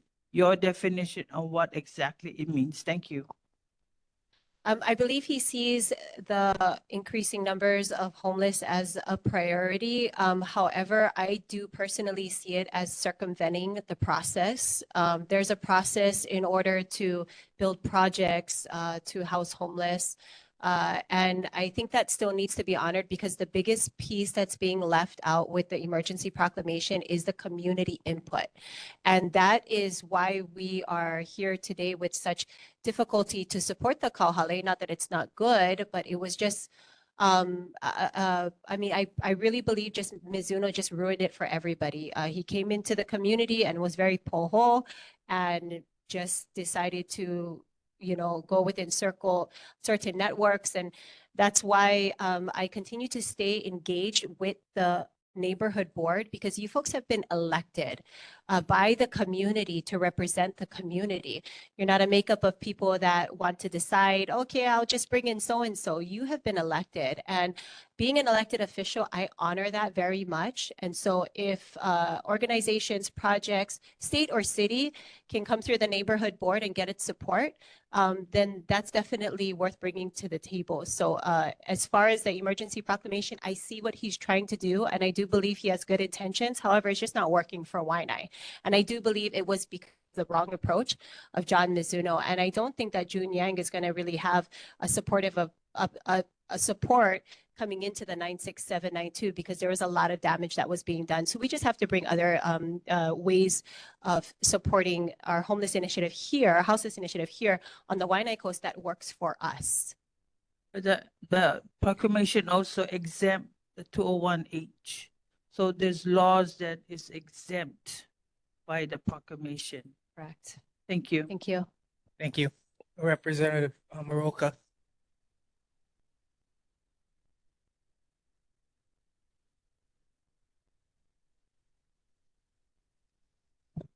Good evening.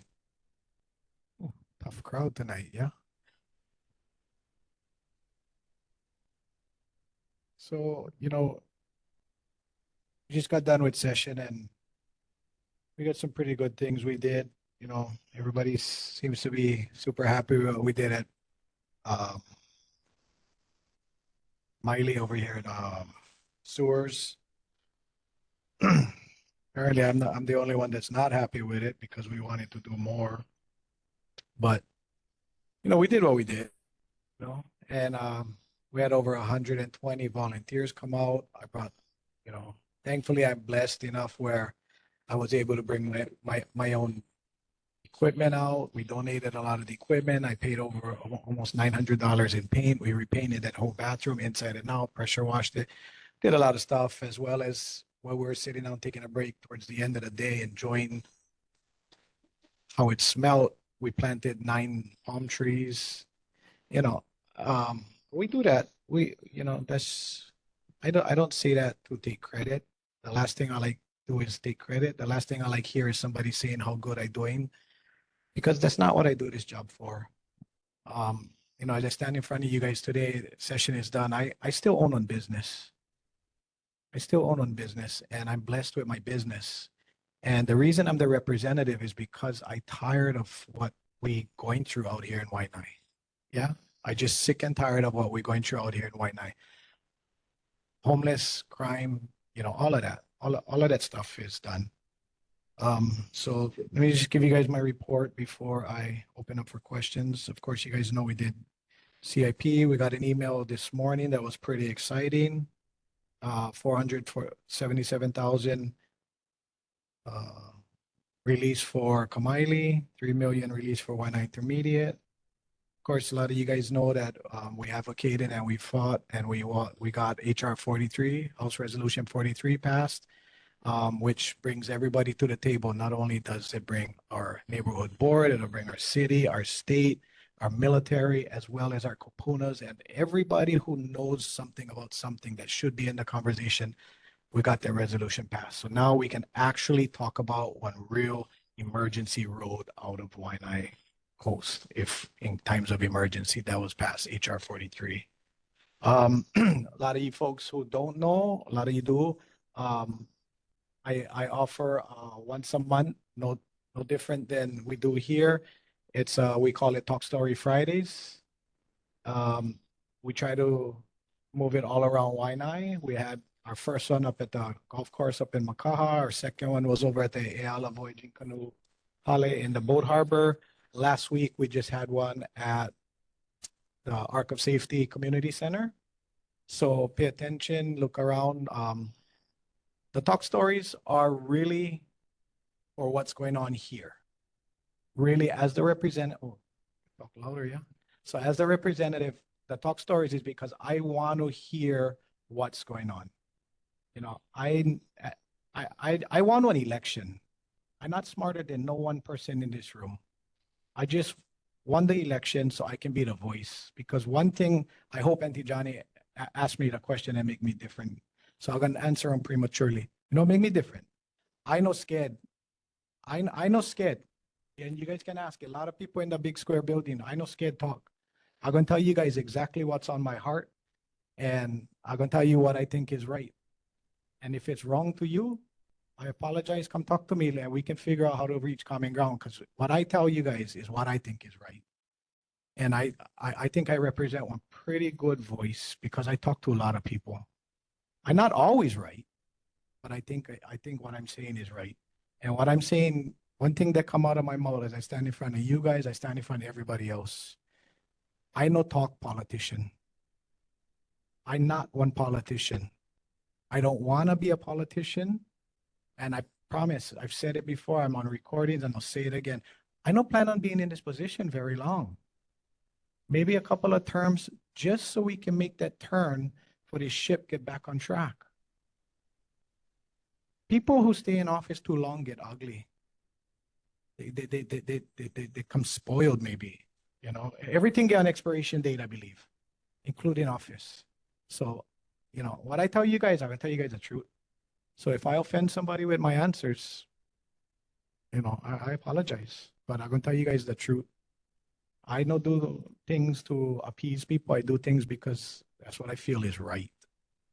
And at the end of the day, I have 6 children, I have a wife, and I gotta look at them.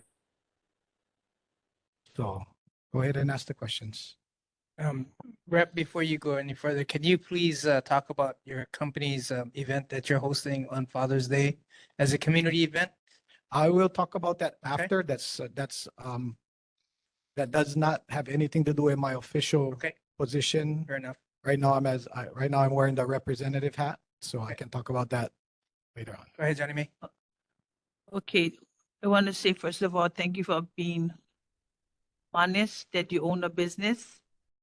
As our elected officials, some of them have nonprofit or have other businesses that is not made aware to their constituents. So that's number one. In time, I don't like the game that politicians play because there's winners and losers, and most of the time we have the short stick. So I really don't like the game they play. I'm a we person. I'm not an I person. I spend a lot of my time researching, and I love it. I have to corner them. But so getting to that question, what makes you different from the previous representative? Well, first of all, is anybody in this room called emailed or reached out to my office and didn't get a response. Did not get a response. You know, and our previous representative, you know, I'm not going to stand here and bash him. It's not what I'm going to do. I refuse to do that. He did some good. Let's not deny he didn't. He did some well. He did some good. What makes me different is this. I grew up poor. I understand what our community goes through every day. So you mentioned, you know, thank you about my business. So what makes me different is I'm reachable. I'm responsive. And whether you like the answer you get or not, you're going to get an answer. It might be yes, no, or other. The other thing is out of my own pocket, I opened up an office here in Wai'anae. A lot of people may have already used it because I identify that we cannot take off all day to come to the Capitol to wait around and be heard. And I recognize that. So out of my own pocket, I opened up an office right here in Wai'anae for the Wai'anae people to come in. I staff it. I still staff it. Session has ended. I'm paying my staffers out of pocket to be there to represent not only me, attention, but our community, to be a voice. We need to be heard. People cannot afford to go to the Capitol. So I brought the Capitol to them. You know, I just can do whatever I can in this position to do whatever needs to be done to make Wai'anae a better, not better. I don't like to use better, to make Wai'anae what it used to be. Okay, pay to play. Pay to play. Maybe you need to, if you want to, introduce a law. As you know, federal funding will not flow like before. We don't know that. Okay, I'll leave it at that. However, so what I'm suggesting that politicians get campaign funds. So introduce a bill that the campaign funds that candidates get directed to the state general account fund for programs and to help the funding shortage for the state budget. So campaign funds, instead of going to the politician that's running for office, goes directly to state budget to meet the shortfall of the federal funding. Okay, since you don't want to be a lifetime politician, see what happens for some kind of introduction of bill for next year. Thank you.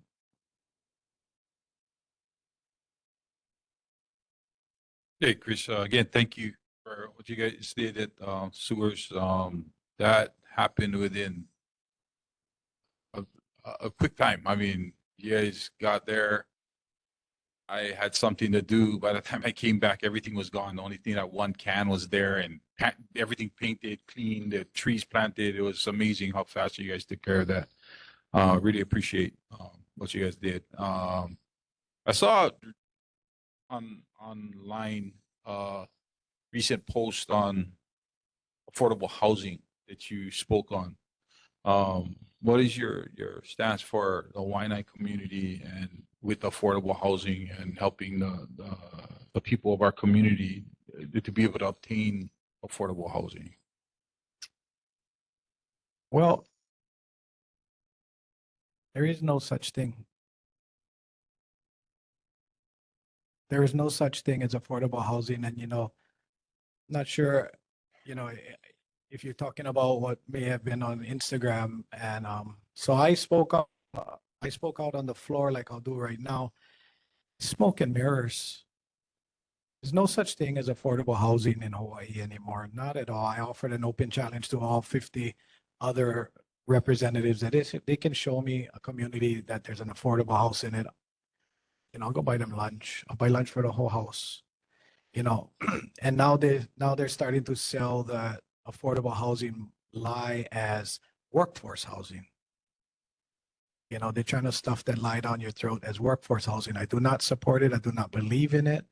And I can foresee down the road when their workforce housing hits the market, it's gonna say on those big fancy signs in front of the developments, starting from the low 700,000s. You know, only in the legislator I've learned, and I know I'm not that smart. I only graduated high school. And I learned my whole life, 100% is 100%. That means the cup food, a glass food, a bowl food, 100% is 100%. Only in the legislature, I learned that they use 60 to 140% of AMI. I still haven't learned that math. You know, I mean, they use 60 to 140% AMI, sometimes 80 to 100. I haven't learned that math. I cannot answer. I just telling you guys there's no such thing as affordable housing. Thank you for reiterating on that. No such thing as affordable housing. I really appreciate that post that you sent, and it really spoke a lot. I hope you can find what is affordable out there. I mean, we good? Dana, online? I would give a little pushback to that. I think there is such thing as housing that can be done affordably within certain spaces, and design of a community is only as good as those that give input into it. So if developers are trying to design the community, it's a capitalistic society, and we're going to design things based upon making a profit. And so we have situations where we have Hawaiian homes in our community, which has access to Aina in our community. But who's to say that it has to be in the design that has been utilized in the past? Maybe we should go further in the past and look what our communities was like within the Wakahiko, because it was able to sustain 1 million people, without all of the trash no homeless issues. We process our waste properly back in the day, right? But we're not looking that far back. We're only looking at, maybe the last 10 years back, kind of like all of the screw-ups that was in place. So like the conversation needs to be had. So I can say I can design something much more affordable that could meet those income requirements, or not even have to have income requirements, because a lot of our Kanaka do not have money. They just don't have any money. But it's not their fault that they were colonized. And we have to remember that. It's not their fault. It's the state of Hawaii's fault, because they continue to colonize Kanaka without giving them the opportunity to become valuable citizens within the space that belonged to them to begin with. So, anybody can come up there and talk about affordable housing, this and designing communities. But, as a Kanaka, I take offense to any of it. We can sit down and have a conversation, and we can come up with some good strategies on how to move forward, such as the Manaolis program, that it's under review from the Department of Hawaiian Homelands, such as other spaces like Auntie Blanche's community in Waimanalo. Because as we try to develop Wai'anae with the same kind of land use as other spaces, we're not going to have enough Aina to accommodate. So we got to think of things outside of the box, get back to our Wakahiko days, the no'ono of our kupuna. We want to bring kupuna into the space. Let's have a real serious conversation about what kupuna is. No throw out Hawaiian words if you guys Thank you, Dana. know more the understanding. Thank you, Mahalo. Dana. So Dana, Okay, go ahead, that's sir. very, very good points, Dana. Let me just point out something. I agree with what you said up to a certain point. Hawaiians, why we gotta give Hawaiians homelands? Why we not can just give Hawaiians land? Maybe some Hawaiians don't like living on $300,000 pre-built house. Just give them the land. Just give them the land. That's affordable. Because we under the smoke and mirrors of giving these Hawaiians DHHL properties, but we got to make them qualify for them. $300,000 for a Hawaiian homeland property. You got to give them the land. Let them do with the land what they want. That's what I argue about. Hey, Right, that's and the you conversation with, and you were Kalai Manaole. That's the conversation that he brought up. We went to the HHL and we got it approved. And so we're moving on things like that. So the conversations, we need to educate our community on what is possible for our community. no, But, absolutely. The education of the community is exactly what we need. And I'll go a little bit further. You know, homelessness not one new thing. I let everybody understand homelessness not one new thing. And you know why homelessness get the negativity they get now? It's not because they're homeless. And you can ask anybody, any place we go clean up, we offer help. Being poor is not one crime. Being homeless not one crime. But being pilau is. And for all these people on the beach that we're trying to help that don't want to help, you know, if there wasn't pilau, we don't need 35 moped frames. We don't need golf carts broken down, parked on a reef. You know, I hear we got to help our people, help our people, help our people. But like Kako who said at the mayor stuff, our people, we got to help ourselves. You know, you talk about rest stations and bathrooms and this is and that's. I spent $900 out of my own pocket for paint the bathroom. 2 days later, get vandalism.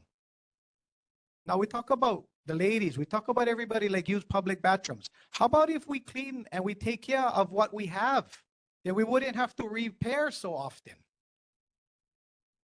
You know, we can have that argument both ways. Yeah, our people need, but yeah, our people got to help themselves. You know, that's where it starts. That's where it starts. And I really, really, truly feel that if we could show that we're going to help ourselves and we're going to take the initiative to do first, help would come easier. Now, I cannot promise that, but that's just how I was brought up. No ask for go down the road, go play until your chores done. No ask down the road, go play. And then you're going to say, oh, I'm going to do my chores now so I can go. We got to do for ourselves. And then where we fall short and where we come up short, then we ask for help. I cannot speak to that because I wasn't raised in that kind of thinking that I got to do for myself. I was always raised with the understanding it's kako ohana. And Thank you, so Dana. I live in a multi-generational home with ohana. We kako each other. I come from the homestead, Nanakule. So, you know, like I cannot. Let's Thank have you, the Dana. conversation. Let's Yes. have the conversation. Dana, I know my office responded to you. So when we get that all together, we'll definitely have that conversation. I'm open to conversations all the time. Only through collaboration we ever gonna fix anything. Oh, mahalo. Hey, how's it, Chris? Good to see you. That's it. One ledge on this past legislation. So I just want to forgive that when you was talking about affordable housing and that term affordable, like it's being tossed around for years in Hawaii, especially on Oahu. And so we should change that. I remember maybe it was like 8 years ago, Wai'anae neighborhood bought Stanford Carr came. He came uninvited, but he came and he brought all the carpenters there. I think Philip was there too, and your brother came with all the carpenter laborers. But he was trying to push for his project up Macau Valley. The cottages. And was like altogether that project would have over 2,000 homes, and I think he had like 65 was for affordable. So I asked him, it was packed that day. It was packed. And I asked him, well, what is affordable? How much is there affordable? And he kept skirting around the question. And I kept telling him, well, you know, come on, stop skirting around the question. What is your affordable? And then what he had said, what he had mentioned, was his truth, what was affordable, but was a lesson for me. And what he said, well, what is affordable to me is different to what is affordable to you. You know, being that he get bigger and deeper pockets. So I told him, okay, so how much, what is your affordable? And he said, now this was like freaking 8 years ago. And he said, was what, 620,000. And then had over 200 people that day. And I said, okay, who has 620,000 for purchase on affordable house? Raise your hand. Nobody could. So my question is, I remember it was like maybe like 6 years ago, this was during the elections, and had this Tita was running for OHA from Moko Keawe. And when she was asked the question about affordable, because every session, affordable housing gets brought up, yeah, and what she said was, she said we should change that narrative from affordable to attainable housing. You know, and so I just wanted to bring that up because what Stafford Carr said was his truth, because he get deep pockets, he can afford. Yeah, so we need to change that narrative. And if there's a way that you can do that, Rep, right on, man. Mahalo. You know, I'm gonna try, but I like point out, Coco, that's amazing what you said. That's right you hit the nail on the head. But like what Dana had mentioned earlier, education. I will learn something that AMI. Anybody in here knows what AMI is? So area, not average. That's the word. Don't get it mixed up. Area, median income. So I had got into it pretty hard in committee with Mr. Mizuno when he was still there. And I told him that. I said, you guys attacking the housing problem just like you guys attacking the drug problem. We want throw net. You guys just throwing this net out, and what it catches. The thing don't work like that. What Hawaii Kai or Stanford Carver can afford, Wai'anae Nanakuli no can. So it gotta be true to that AMI. And education is how it is. I still learning, but that's what we gotta do. We gotta hold that. We gotta let them know that we paying attention.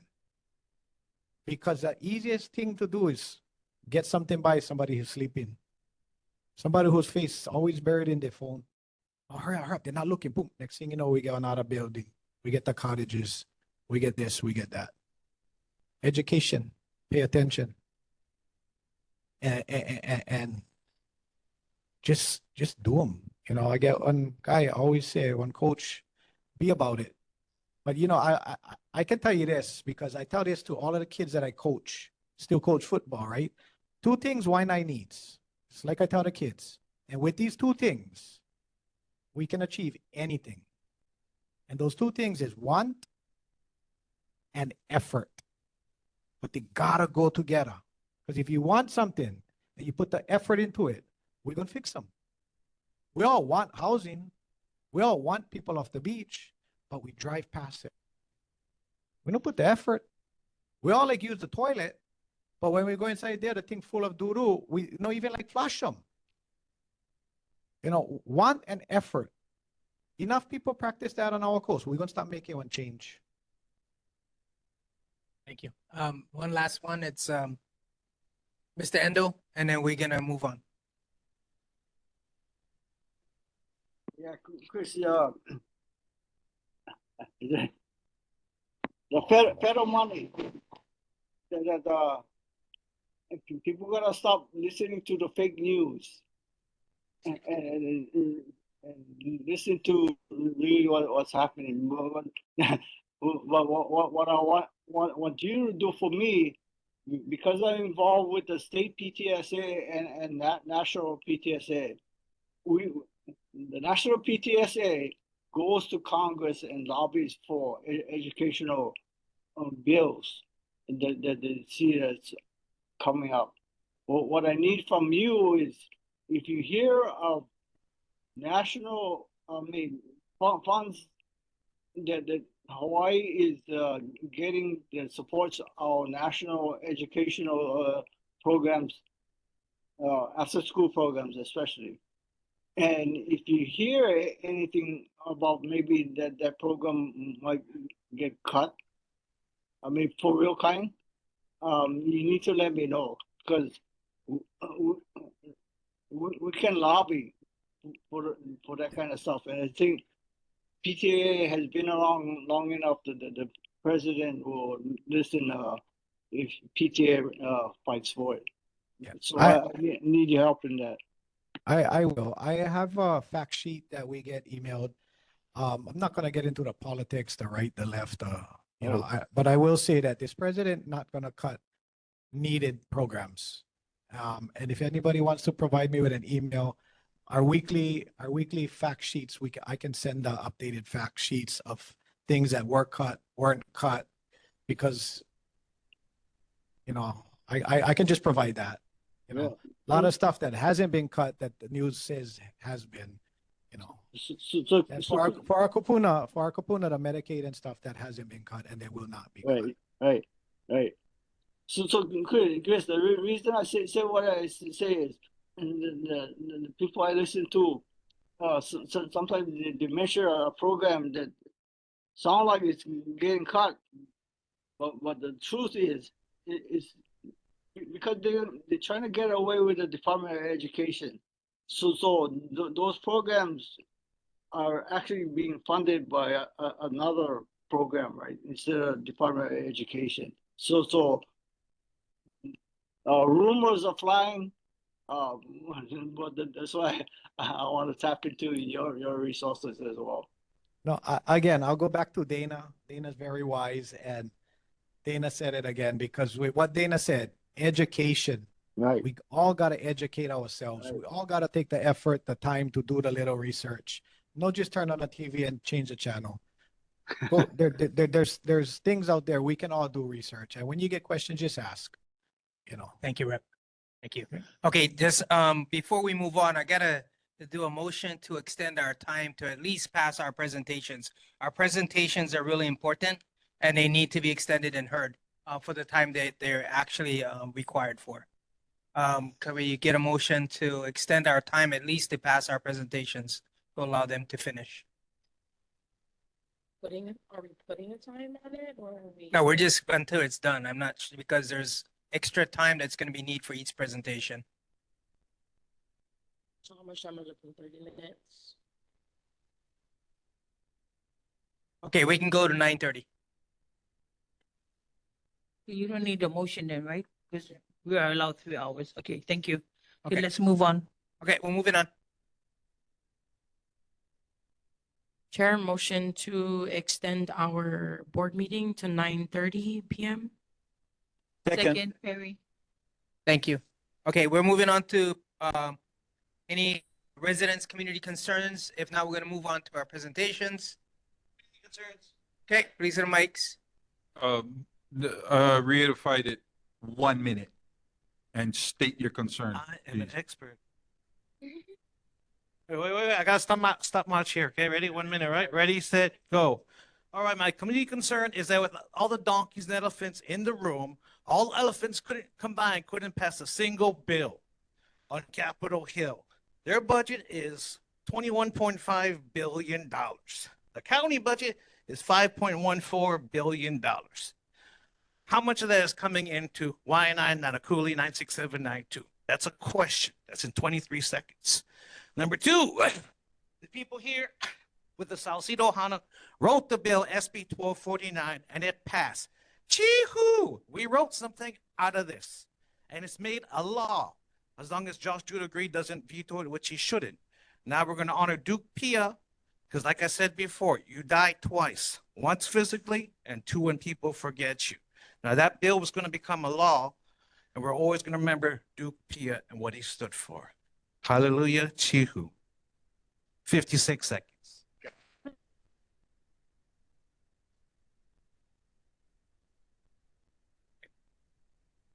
I just have a question. Mao is doing a project up in Makaha Valley. They gave a presentation. State in your name. Nanakuli. Sorry, you have to introduce yourself, sir. I'm sorry. Introduce yourself, sir. Your name and your name. I'm Ed Burke. Okay, thank you, sir. Makaha. Okay. Yes. So they gave a presentation in Nanakuli, and I was wondering, that's not where they're going to be doing their project. It's going to be here. Do we have any opportunity to have them come and address Yes, this body? they are in June. I've been talking with Ma'o Farms and they said they would do it in June. So yes, they will do it in June. Do you know when that would be? Our next neighborhood meeting in June. June 3rd. Thank you, sir. Mr. Burke. Sir? So Mark Wyatt, I've lived here since 2002, or I've been on this coastline on Pokai Bay, and then I'm at Pokai Bay Marinas. I maintain a residence there. And that vacant property that is across the street behind Number One Barbecue is for sale. And they've lowered the price. And I thought I would ask the board if they thought that, and I know the low income housing thing is not a good word, but housing that's affordable, if they would be privy to entertaining that.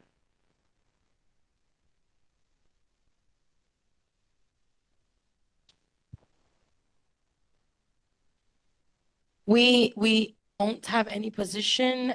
The only thing that we can do as a neighborhood board is if you have plans of development and purchasing the property, then you would come and present it here. And if there's further discussions or things you need to check off to secure that permit, the permitting process is what you would bring here to the neighborhood board.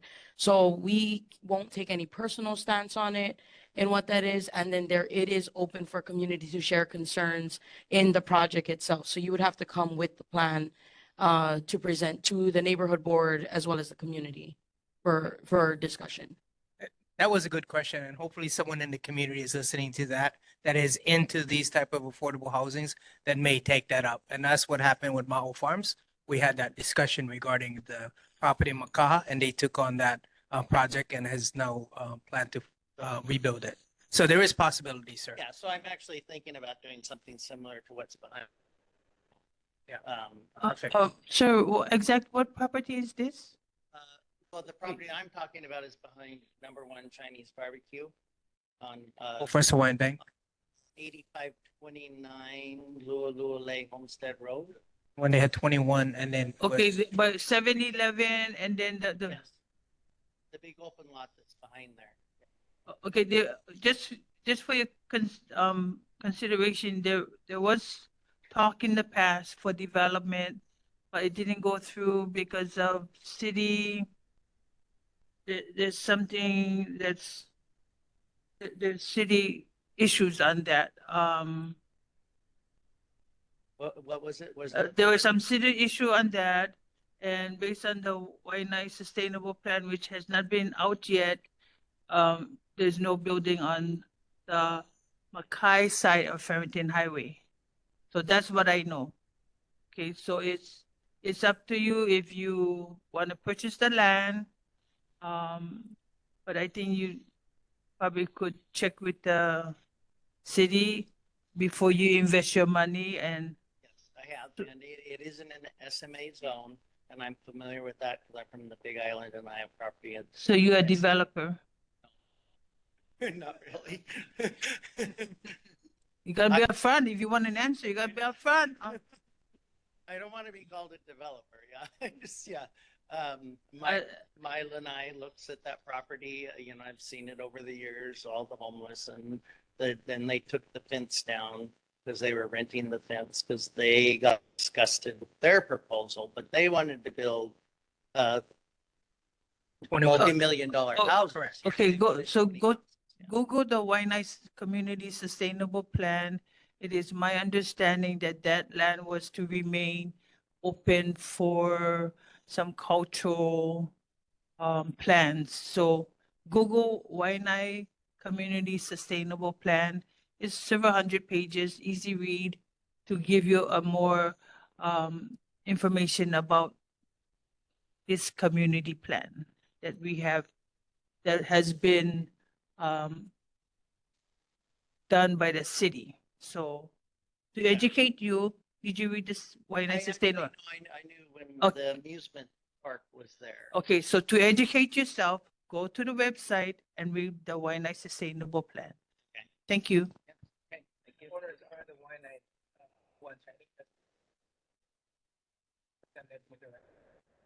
Okay, yeah, they actually live in our building, or yes, yeah, okay.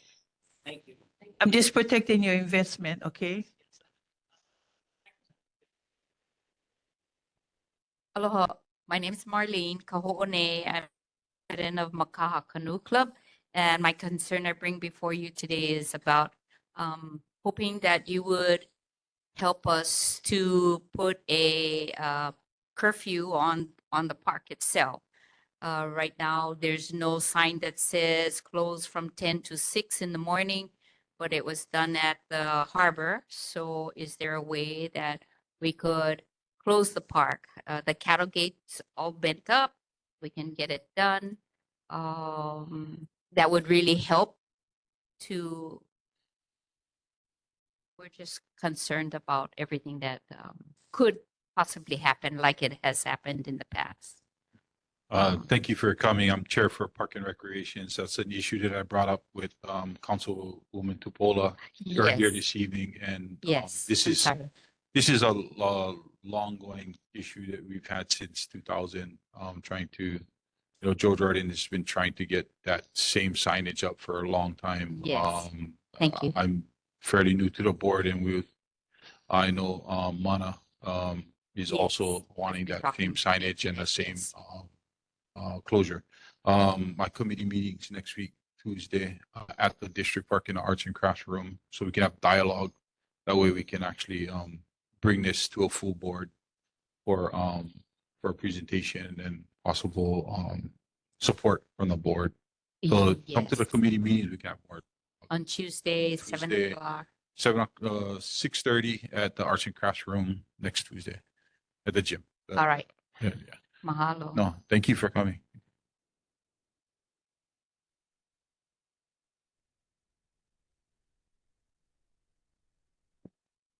To my chest. Hello, everyone. Austin Salcedo. I'd like to bring community concerns, more so, okay, than our elected officials that you folks are, that you guys bring forward of what you guys represent to our community.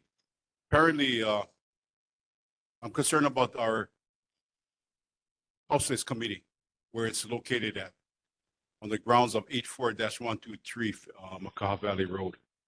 Apparently, has been disclosed what that area is, the facility area. It's Assembly of God, but they had put in a permit back in 2023 of a sanctuary facility. Never came before the board. There was no disclosure or no presentation of how this thing has changed in 2023, a sanctuary facility. Is it a fish? Is it a bird sanctuary? I don't think so. The neighborhood board been brought attention about all the bad behaviors like that. Alerted 911 calls, HPD of 752 calls in that little intersection of 7-Eleven, Long's Drugs, and Lahi Park. So I'm wondering, this area of sanctuary facilities attracting as well to the bad behaviors. But more so, the Houses Committee, I asked a request for this thing be relocated from that area to here because they've been patronizing Rise since February, March, and April. And we've been opposing to that. Neighborhood board stood stands on this in opposing Rise. So I asked of you guys to relocate that from the committee to another area, like over here, or at the gym, the crafts room, or whatever, but not on that bias area, because of the type of conversations that we're having and bringing Rise to the agenda. That the community that folks supposed to be listening to, is not doing so. So I asked a question, and you guys can accommodate for this committee to be relocated. Thank you, Mr. Austin. We'll bring that up with the NCO's office. And then just for clarification, the committees are allowed to have whatever they want on their agenda. The full board has no say on what they want for their committee meetings. So just for clarification, I did check with the NCO's office, and that's what was given. The committees and their chair have the ability to run agenda items that they feel that is important for their community. Because I put a complaint with the NCO about the chairs, and I have opposition on it as well on that. Thank you. So nobody had defended myself, so I came to the neighborhood board to defend myself. Thank you. Because of slandering. Thank you. Thank you. Appreciate that. Let me go to online real quick. Nani? Aloha no kako. Just wanted to share May 22nd, the Wai'anae Kupuna Council has linked up with Keola Mamo as well as with Healthy Women, Healthy Babies. And they're offering free services, free basic services for our community. They're going to be over at Pukai've on the 22nd. And so come, invite your families. They do take insurance as well, but for the most part, it's free. And come and join Kupuna Council as well, and come talk story and find solutions for our Wai'anae Moku as well. Yep, that's pretty much all I wanted to say. Thank you, Miss. Aloha. Concern I have, when the board has their committee, whether it's park and recreation, housing, transportation, they have to be on a straight level, collaborating with the board, and also listening to your residents and your community. They cannot be one-sided. That's the problem we've been having. You cannot be one-sided. You need to listen overall. And when something goes wrong on your committee, you as a committee member from the board, that you folks at Tokyo folks stand, you folks need to turn around and say the point of order when it's been out of control. Do not sit there and allow the unethical behavior F-bombs to be dropping. That's unethical. Because if you're going to allow that, and you folks saying we got to correct our, help educate our kids, well, some of our adults need to be educated too. That's a big concern. We're not coming out here just to talk because we want to talk. We're coming out here because we want solution. And that's why the community has a concern. We want solution. We don't want just turn around, you get one envelope like this, and then you're going to turn around and put that envelope in your back pocket. That's bribe. And you know what? Shame on those who does that. Because the community has a right to know what kind of nonprofit organization is out there. And let me tell you, I am disgusted on some of them when I did the research. I'm shame on some of the board members from previous. Shame on them. And shame on some of them that's now not even doing nothing and just like to play hopscotch. We're not in elementary. And how are we going to teach our kids, educate our kids, if we do not set one good example? Our kids is the generation into the future. So let's change it, the attitude, and set one good example for our kikis. Thank you, Kale. Next. Pete Mulder from Macaw. Concern is with Rise, they haven't been forthcoming from the very beginning. We still don't even really know who's going to be coming. They can't even tell us who and donate. That's a big question. Like, yeah, we got people hiding donators. That's like, right. It's a nonprofit. Ridiculous. How they get away with murder, and we all gotta go to work every day and pay taxes. Insurance like $2,000 a month for a family if you're lucky. Anyway, I don't get all that stuff you get free, so I bear down. I'm a carpenter, up and down. I'd be rich if I worked every day, but half the time I'm paying for not working. Hawaii's expensive. Thousands of dollars every month go. $5,000 for raise a family. What is affordable in Hawaii? It's ridiculous. But anyway, with Rise, they haven't been forthcoming. They didn't put dust screen. They demoed the house. I don't know when they did the abatement, but the can was like 40 feet away from the house. Like, hey, my dad told me, when you rake the pile, put it next to the can. That way you don't drop anything, yeah? Is that place has it been cleared?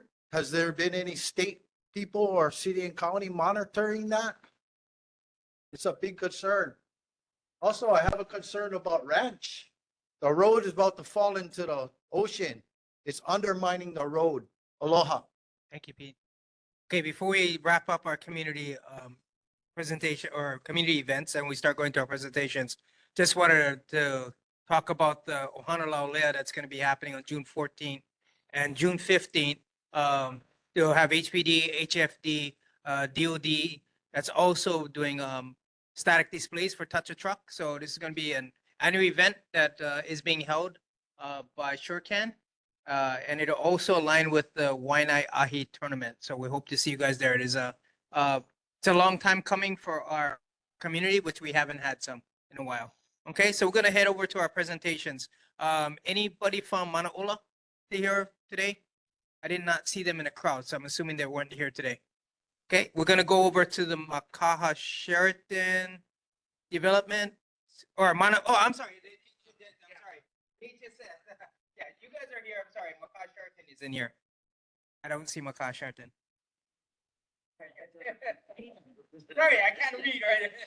It's the end of the night. Makaha's back. Yes, along the parade.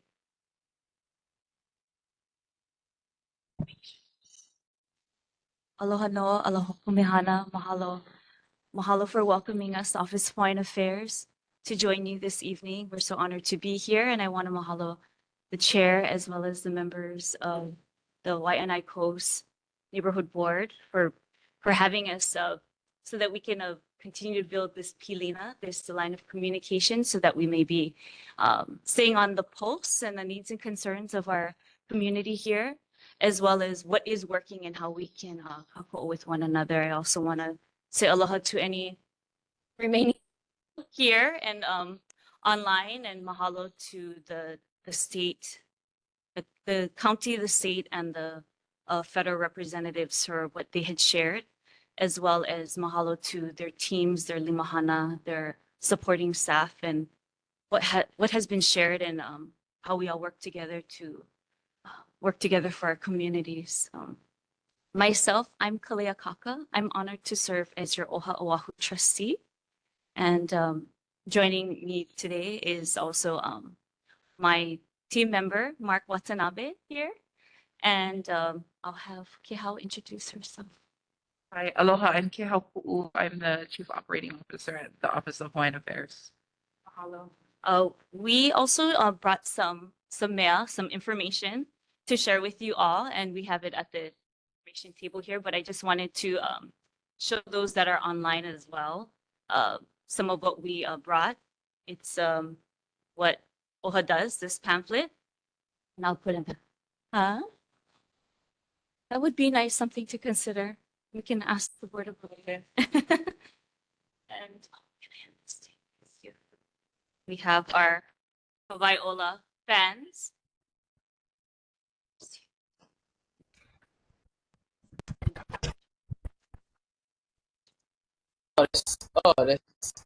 She's from Oahu.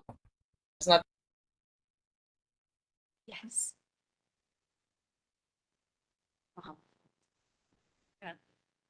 Um, Aloha, everybody. Thanks again. Mahalo for having us. And I guess we are reestablishing, I was going to say establishing, engagement with our communities. And so I think tonight is the first that we are kicking off coming to neighborhood boards as a way to engage with our kaya ulu, just to have, as trustee said, Helena, with community, so that, and we've obviously selected communities. I mean, I think trustee can share a little bit about, I think everybody knows how and when OHA was established, right, to support Native Hawaiians, to support the betterment of Native Hawaiians across the Wai'anae. And so we have intentionally restarted engagement, and we've chosen these neighborhood boards, select neighborhood boards that have high concentration Native Hawaiians as a way to restart that. We have a strategic plan that focuses in 4 areas, housing being one of them, education, economic resilience, and the 4th is health, and not just physical health, but mental, spiritual, and those things. And so that is something that we wanted to come and share, that we have a new strategic plan. We too, like the state and the city, are in the midst of our budget, putting a budget together. Our budget is very small. though compared to the state and the city. So our annual budget is about $67 million a year. But we are dedicating resources to what we call beneficiaries. So our Native Hawaiians, big N and small N. That is where we're putting a lot of our resources. And I do want to share, OHA's small. We're about 120 if we're fully staffed. So I am going to plug that we're hiring. I think we'd be about 150 strong. And our commitment is to Native Hawaiians across the Wai'anae. So we're a small organization trying to do many things. We don't necessarily focus on direct programs and services. We do a lot of granting, advocacy work. So we've been at the legislature. We put a ledge package together, but we also come out and testify on issues that impact Native Hawaiians. We've provided testimony on the military leases. Iwi Kupuna is a big one for us. Part of our ledge package, one of our bills that we had proposed was about changing the composition of our Iwi burial councils. But that's just, so I'm gonna keep it short because I know we're over time. But anyway, we're back. We want to engage. Thank you. And hopefully monthly. Yes. Yeah. We'll make sure that there's space on there for you guys. Speaking So whoever takes over, we'll try to make sure of that. I appreciate that. Share the other mail that we have on hand.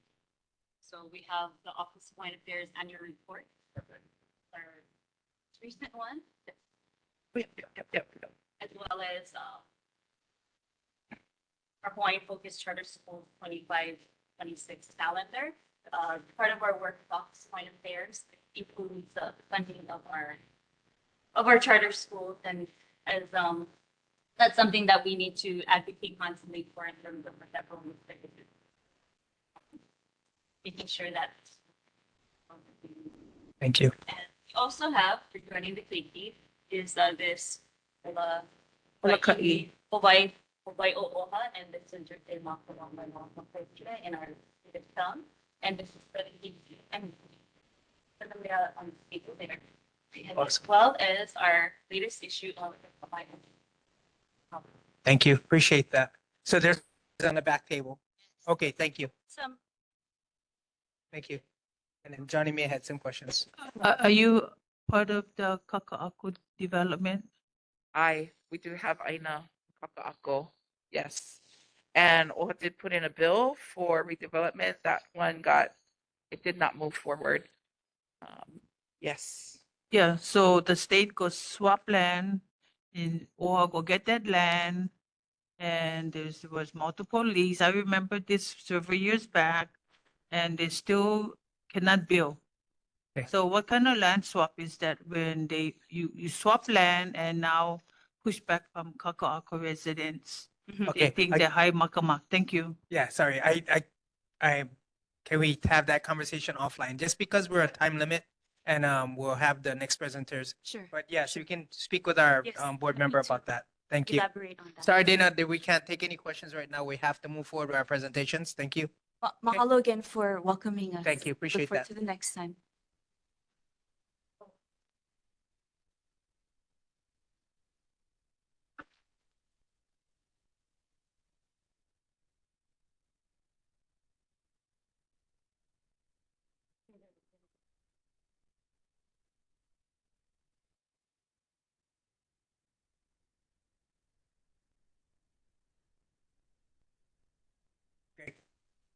So this presenters are the PFA's mitigation from Board of Water Supply. They're going to give us a report on that.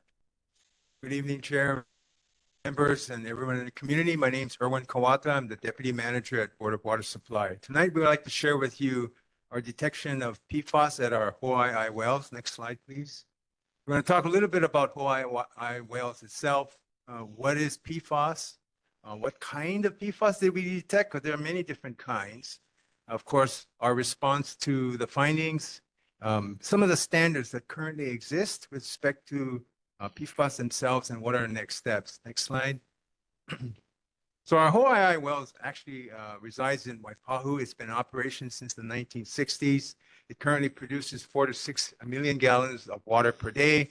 that serves all of the Waipahu area, including all the way out to Makaha.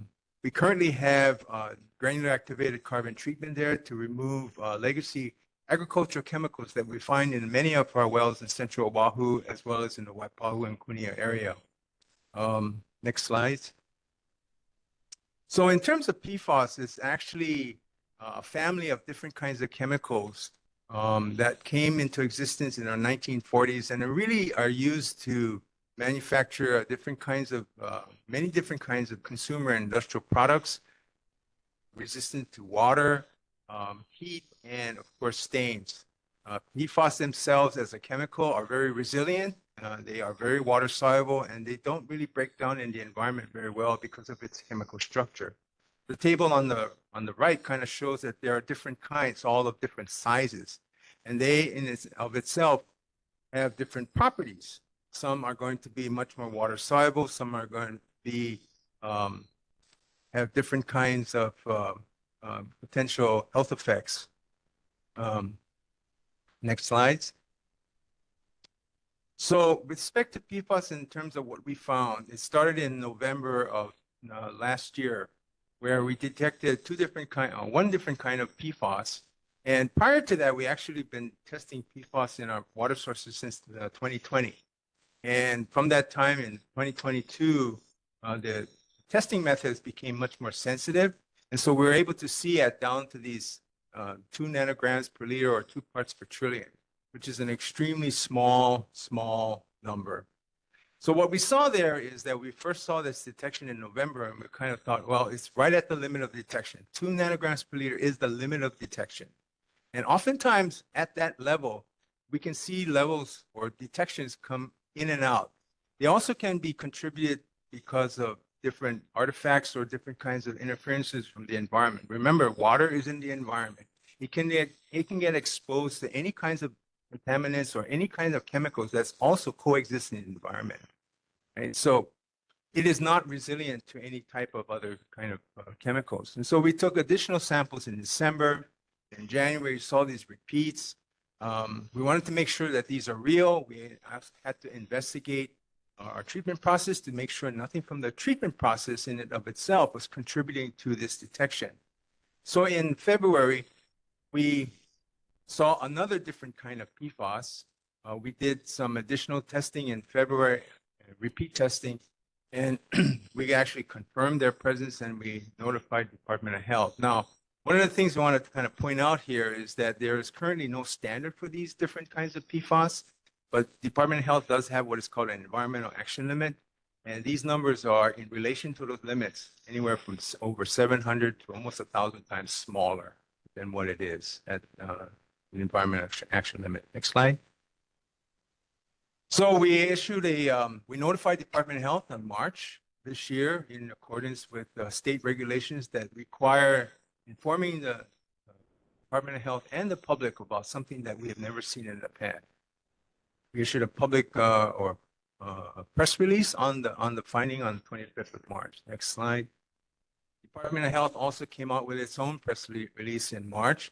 And in April, they issued another one to clarify the area that the water is served, which still shows between the Waipahu all the way out from the Makaha area. Next slide. So this is a table that summarizes the current standards in PFAS in terms of what has EPA standard, how that compares to what Department of Health has an environmental action limit. You can see they're very comparable. The EPA has a standard for those types of PFAS that is a concern in terms of environmental concern with respect to, and of course, health concern. The ones that we're finding, the perfluorpentanoic acid and hexanoic acid, currently don't have any EPA standards, but again, they do have environmental action limits that these levels currently are well below those action limits. Next slide. So what is the next step? Well, we're certainly going to continue monitoring for the PFAS at Hawaii wells.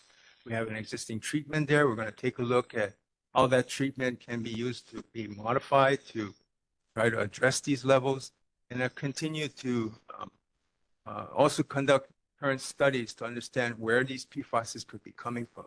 That's a lot more difficult than it sounds. The environment is a very complicated place. The groundwater or the geology is very complicated. So trying to understand where it could be coming from is not going to be something that's going to happen overnight. And with that, I'm happy to take any questions. Thank you.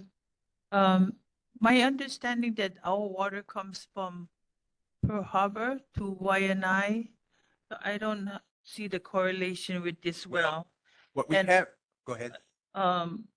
So I know it may sound little to you at this time, and it is not a 5 alarm fire, but that's what happened to Red Hill. Ignore, and then we all know what happened. Is there a filter that can be added like Kunia? There's huge tanks, I think that serves as a filter. And you mentioned press release. Was that in everybody's water bill of these findings? We just issued a press release that went out to the media. We didn't send any kind of individual notices in. I think it should be included with the water bill because it's the residents that impacted by this. I'm glad they did the press release, which is just standard, but I would like to know what's in my water. I mean, I'm not gonna freak out, but I'd rather know than not know. So those are my question, and thank you for joining us tonight. Yeah, thank you for your questions. First of all, this is something that we want to be aware of. And so that's why we do the monitoring. Yes, we're seeing these small detections. And so we're going to continue to be vigilant and continue to monitor and make sure we keep track of what these levels, where these levels are going. Now, currently, Hawaii already has treatment process in there. It has a granular activated carbon. Granular activated carbon can remove some of these PFAS, but like anything, it has a limit. Right? It acts like a sponge, and at some point the sponge gets saturated and it can't take out anymore. So understanding how that current treatment is operating and what kinds of additional changes we need to make, if at all, is something that we're currently looking at. So you and Kathleen cannot retire until this is resolved. I think I'm gonna take that as a compliment. So thank you. Before we go online on questions, I just want to let everyone know that I did invite the Department of Health to come to back up with them because we're only getting half of the story. The other half has to come from Department of Health, but we did not receive a response from them to come and talk with us. So hopefully in the future in our follow-ups with them, this will happen. Okay, so we're gonna go online to. Chair, just real you, quick, I Kathleen, go want ahead. to amplify something that Mr. Kawada said, is you're absolutely right, Board Member Perry, we're not waiting until it becomes an issue. We're actually actively already doing a remediation studies on what will work and what, the good thing again, as Mr. Kawada said, this already has this, it's the same kind of filtering you see at Kunia. And it's just a matter of fixing it to hopefully, as he said, to reach its limits, not so quickly or something, but just wanted to reassure this, we actually already have a study going on. Thank you. Yeah, because Kapolei, they 15,000 homes slated for that area. Yeah, new homes. Okay, online, Dana. So the question is, the use of the word complicated was mentioned quite a few times in the presentation. And so, like, how complicated is it to identify who are the biggest contributors of PFAS in our water systems? With respect to what's the mechanism or what's the collection? How are you guys collecting the data to suggest who is contributing to whether it, like you said, water is in the air, therefore it can things can latch onto the water and then be taken into the aquifer? Okay, when I meant, when I refer to complicated, I'm talking about the subsurface geology. Okay, it is not, it's very uniform, it's very irregular. How water moves through that is something that's not well understood in many parts of the island. And then from there, how does the PFAS, where it might be, how does it get to the area, in this case, where our Hawaii wells? All of those things are, go ahead. So the PFAS that's been identified has to, like, what are the biggest contributors what companies contribute to the use of that PFAS that's been identified? Yeah, that's Like, still part of our. Is it a that's- farm? It's more farming, or is it No. like Yeah, it's- military? Okay, exists in many consumer products. As all consumer products, eventually it gets it reaches point of useful life, and we throw it away. That Okay, so that material it's from is in as part of the environment, and how it moves from that point of disposal to other parts of the environment is yet to be well understood. okay. In So terms the use of PFAS in household products that are being consumer utilized product, by right? Right. For That is- example, so I'm suggesting, so if it's contributing to, it's becoming problematic for our water sources, then why are we not banning those items there have been or the use of PFAS? There have been Yes, bills I understand. introduced. Yes, there has been bills that have been introduced in the legislature to ban PFAS from many different kinds of consumer products. Some of those measures haven't gone and got finalized. Okay, Dana, we have to move on, Dana. Dana, we have to move on. We have one more Okay, a lot of presenter, so- questions here, Philip, in terms Yes, of, I understand, again, and that's where we have follow-up, okay? Ka'oho, Okay. please. Okay, thank you. No, one more question, Ka'oho. Yes, and then, yes, and then Kale. Yeah, Aloha, yeah, my concern is also on top of on PFAS, and I know that up at Kapukaki, the military had, or when they try to clean up, PFAS was leaked and whatnot, and PFAS, to my understanding, is forever chemicals, right? So, I guess we just have to push legislation more because these wells you guys are talking about, the Hawaii wells, where is that wells located at? It's in Waipahu. Waipahu. Yeah. Yeah. Yeah, Well- PFAS is one of the most common places PFAS is used is in firefighting foams. The military was a very large user of those products. And of course, like any kind of firefighting foam or product, you have to practice with it. So they would have practice sessions all the time. Be applied to the ground. What's applied to the ground, it can eventually percolate into the subsurface.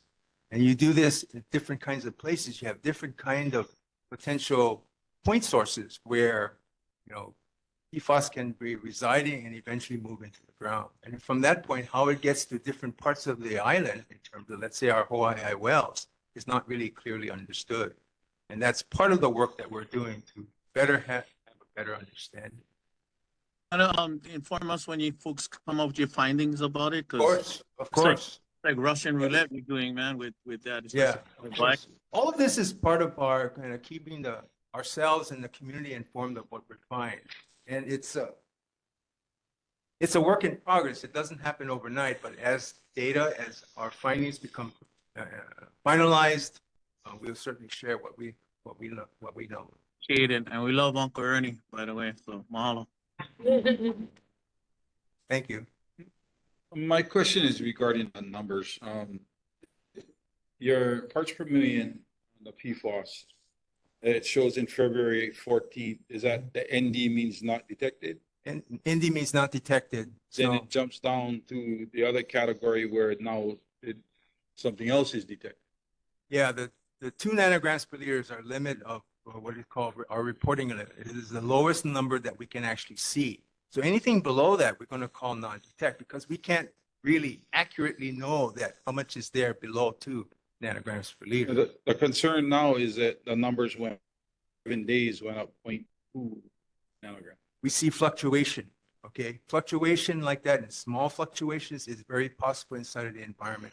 So what we want to see is, does it stay there over an extended period of time? And that's what long-term monitoring does. And today we were at less than 90 days, which would, if fluctuation increased, we would have increased 2.6. Yeah, we have collected point. samples after that point, and they're all at that 2.1, 2. But it's stabilized. They just stabilize. They stay at this, and they're going to hover. They're not going to stay 2.1 all the time. They're going to hover 2.1, 2.2, 2.6. They're going to hover. At what point will you guys bring it to the public's attention when it starts to. Well, certainly if we start seeing numbers that are getting 30, 40, 50% higher than what we saw in the past, yes, we'll not start to notify the public about it. But it's about seeing these changes and how they gradually rise over time.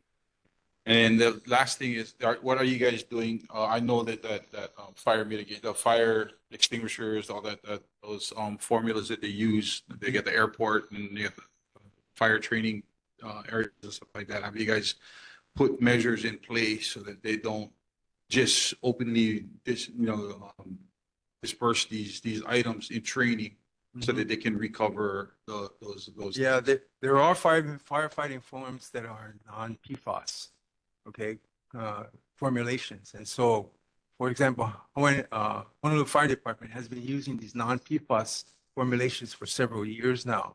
And so we have taken a look at where they actually practice their firefighting activities and the use of these non-PFAS firefighting foams. And those places that are close to our sources, we've asked them to discontinue. Thank you. Thank you, BWS. We look forward for your follow-ups. We have. I just want to ask Okay, real quick. if we can put you guys in contact or submit the questions. Nani, I see your hand up. If there's any questions from community, you can send it to us so we can give it to them to get you guys an answer. Sure. Send it to us. Yes, Yeah. yes. Please send you guys your questions. I have Kathleen's information, and we'll definitely send that forward to BWS. But they were invited here tonight at the request of Johnny May, and I've invited them, and they put this together for our community. So this is pretty much their first presentation is to our community. And so again, we'll follow up with Department of Health because it needs to align with Department of Health, so people have a better transparency of what PFAS is. So thank you guys. I appreciate that. DOT, I apologize it's so late. Come on, let's go. Drive safely now, Kathleen. Drive safely. BWS, drive safely.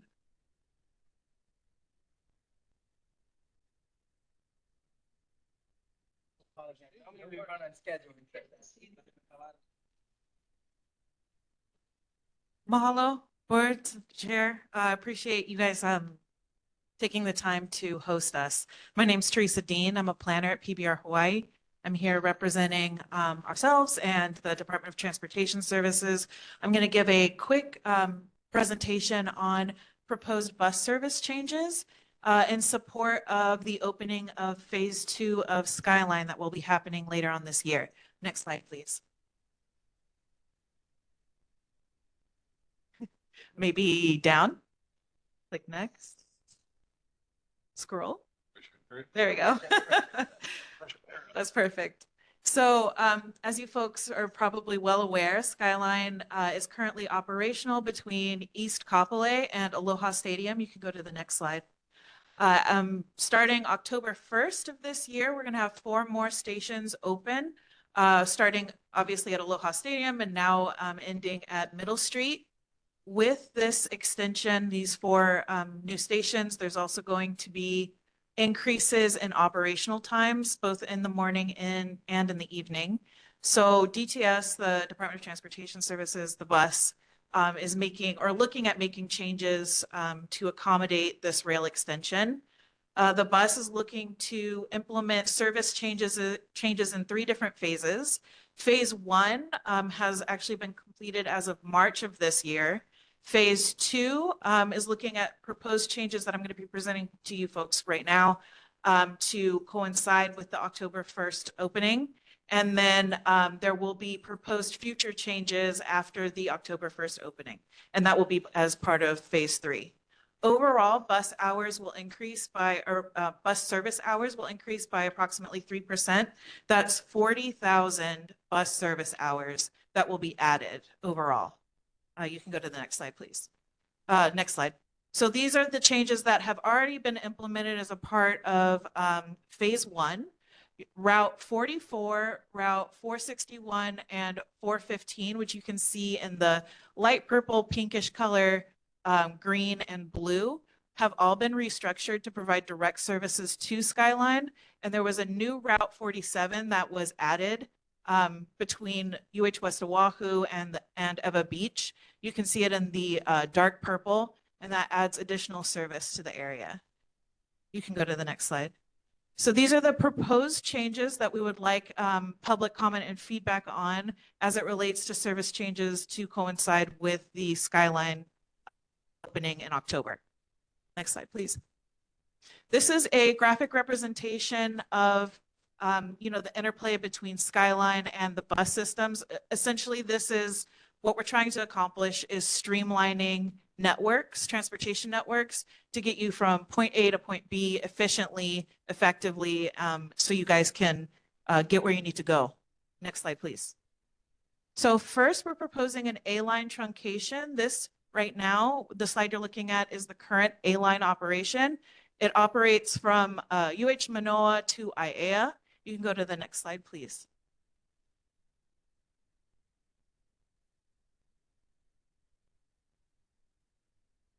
Oh, no. Well, you folks all should have a slide. That's in the pamphlet. You can just follow along with me, or you can look right here too. So the proposed changes, we're going to truncate line A. You can see line A would be this dark green color right here. And essentially it would connect at the two rail stations at Middle Street, and then it would reduce the redundancy that you would see in line A as it parallels the line station.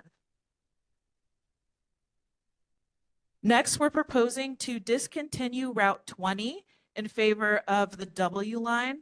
You can see Route 20 as it currently operates is this green hashed line. And you can see there's quite a bit of redundancy between the bus line and the new Skyline rail stations. So what we're proposing to do, if you flip over to the next slide, is replace that with the W line, which is this dark blue line here. You still have operation into Waikiki. It will stop at the Middle Street station and have connections to into the airport. Operation service times will remain the same, and peak frequency will also stay the same. So services don't change, just the route line. Next, we're proposing, the next slide that you see is just an inset, is more description on the changes that will be made between Route 20 and the W line. Currently, Route 20 does this loop at the airport. So the line W will make a smaller loop, a smaller turnaround. And then line W will go through Nimitz Highway instead of going through the downtown core. So it's a more streamlined direct service into Waikiki. So next we're proposing the U line. This will be a new line. It will go from Mapunapuna to UH Manoa. The idea is that anyone can go from rail onto this express lane or express route. There will be limited stops, and then it'll take you directly to UH Manoa. We're proposing a frequency. It would run basically every hour. It would be a little bit more frequent during the AM and PM peak times. And there would be a total number of 5 stops. So you can see that all listed here in the slides.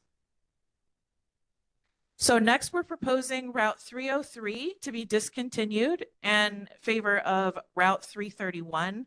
So on the next slide, you can see that the current Route 303 is shown as an orange hash line. You can see that there's quite a bit, we're on this slide right here.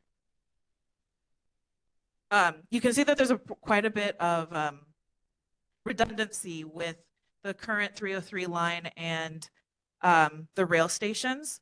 So what we're proposing, if you flip to the next slide, is Route 331. We're going to get rid of that redundancy. It's still going to service the joint Pearl Harbor Hickam base.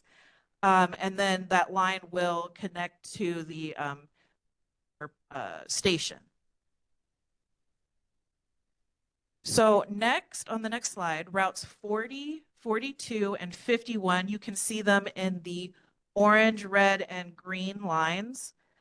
They will all be rerouted to allow connections to the Lagoon Station. The green line, Route 51 that goes from Wahiawa, will also connect to the Pearl Highlands Station. So there will be 2 connections there. And then finally, we're proposing for Route 46, service frequency reduction. This is the bus route that goes to from West Kapolei to UH West Oahu. We're proposing to reduce the frequency from every 10 minutes to every 15 minutes. And really, this is just to accommodate current demand. And so if you flip over to the next slide, what I just presented to you right now, those are the proposed changes for the October 1st opening. We're also proposing future changes. This is kind of a sneak peek, your first look into other proposed changes that we want your feedback on. So again, if you look over to the next slide, this is a diagram just representing how Skyline is going to be fully integrated into the different bus routes. So if you flip over to the next slide, phase 3, the proposed C line. As it currently exists, it goes, I mean, we all know it well, goes into town. We're proposed to have the C line end at the UH West Oahu station. The idea is that you get folks off of the H1, so you get more direct service into town. You have fewer stops and higher frequency. You can have higher frequency of bus service routes. It does mean that you get off the bus and then get onto rails. There's that 2-seat ride, but it supports, getting folks efficiently where they need to go. You're getting out of traffic. You're, getting where you need to go quickly. We also want to point out that other routes that take us from here to town will not change. So we're only proposing changes to line C. And then finally, on the last slide, proposed E line. Instead of going into town, we're proposing to move that from Wahiawa into Eva. So it's providing Mauka to Makai service. And then it will also obviously connect to Skyline. So I apologize that it was the quick and dirty presentation, but we're really interested in having your folks' feedback and comments on that. All of this is proposed, and there's plenty of time to receive your comments and get your public feedback on this. So we'd appreciate it with the board too, if you could spread the word. We're receiving comments at the bus stop at honolulu.gov. We're asking to send comments no later than July 15th. If you have questions about bus and Skyline operations, we encourage you to go to the DTS website. That's www.honolulu.gov/DTS. There you have videos on how to ride. If you have questions about how to transfer and then fare capping, all of that good stuff.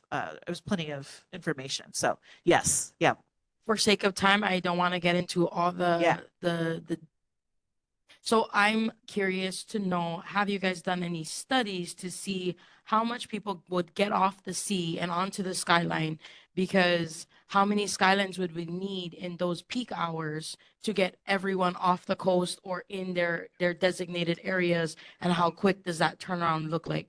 So I'm just curious if there's any surveys, and you can totally answer this offline because Yes, I know we're please. over Yeah, time. we over time. But what you call, I would ask that it be followed up in our transportation meetings as well. Okay. Because you know what I mean, because we still have time. So next month's transportation meeting would be great, and then that way more input can be given in. We do Perfect. appreciate you guys. Yeah, time. thank you so much. Chair, I got a last question. I know we're running out of time, but Chair. Hurry up, hurry up, because we're gonna adjourn. My question is, I'm glad that, when Mayor Langiardi came out in Nanakula and said that the rail was gonna go all the way to School Street by October, and it looks like it is. But my question is, there's no comfort stations at the station, so where people actually get on. So my question is, why is that, and would something be done about that? That's my question. Mahalo. Yeah, great question. Thank you. We're going to take that and we'll get back to you. Appreciate your time. Thank you. This ends our Wai'anae Neighborhood Board meeting number 24.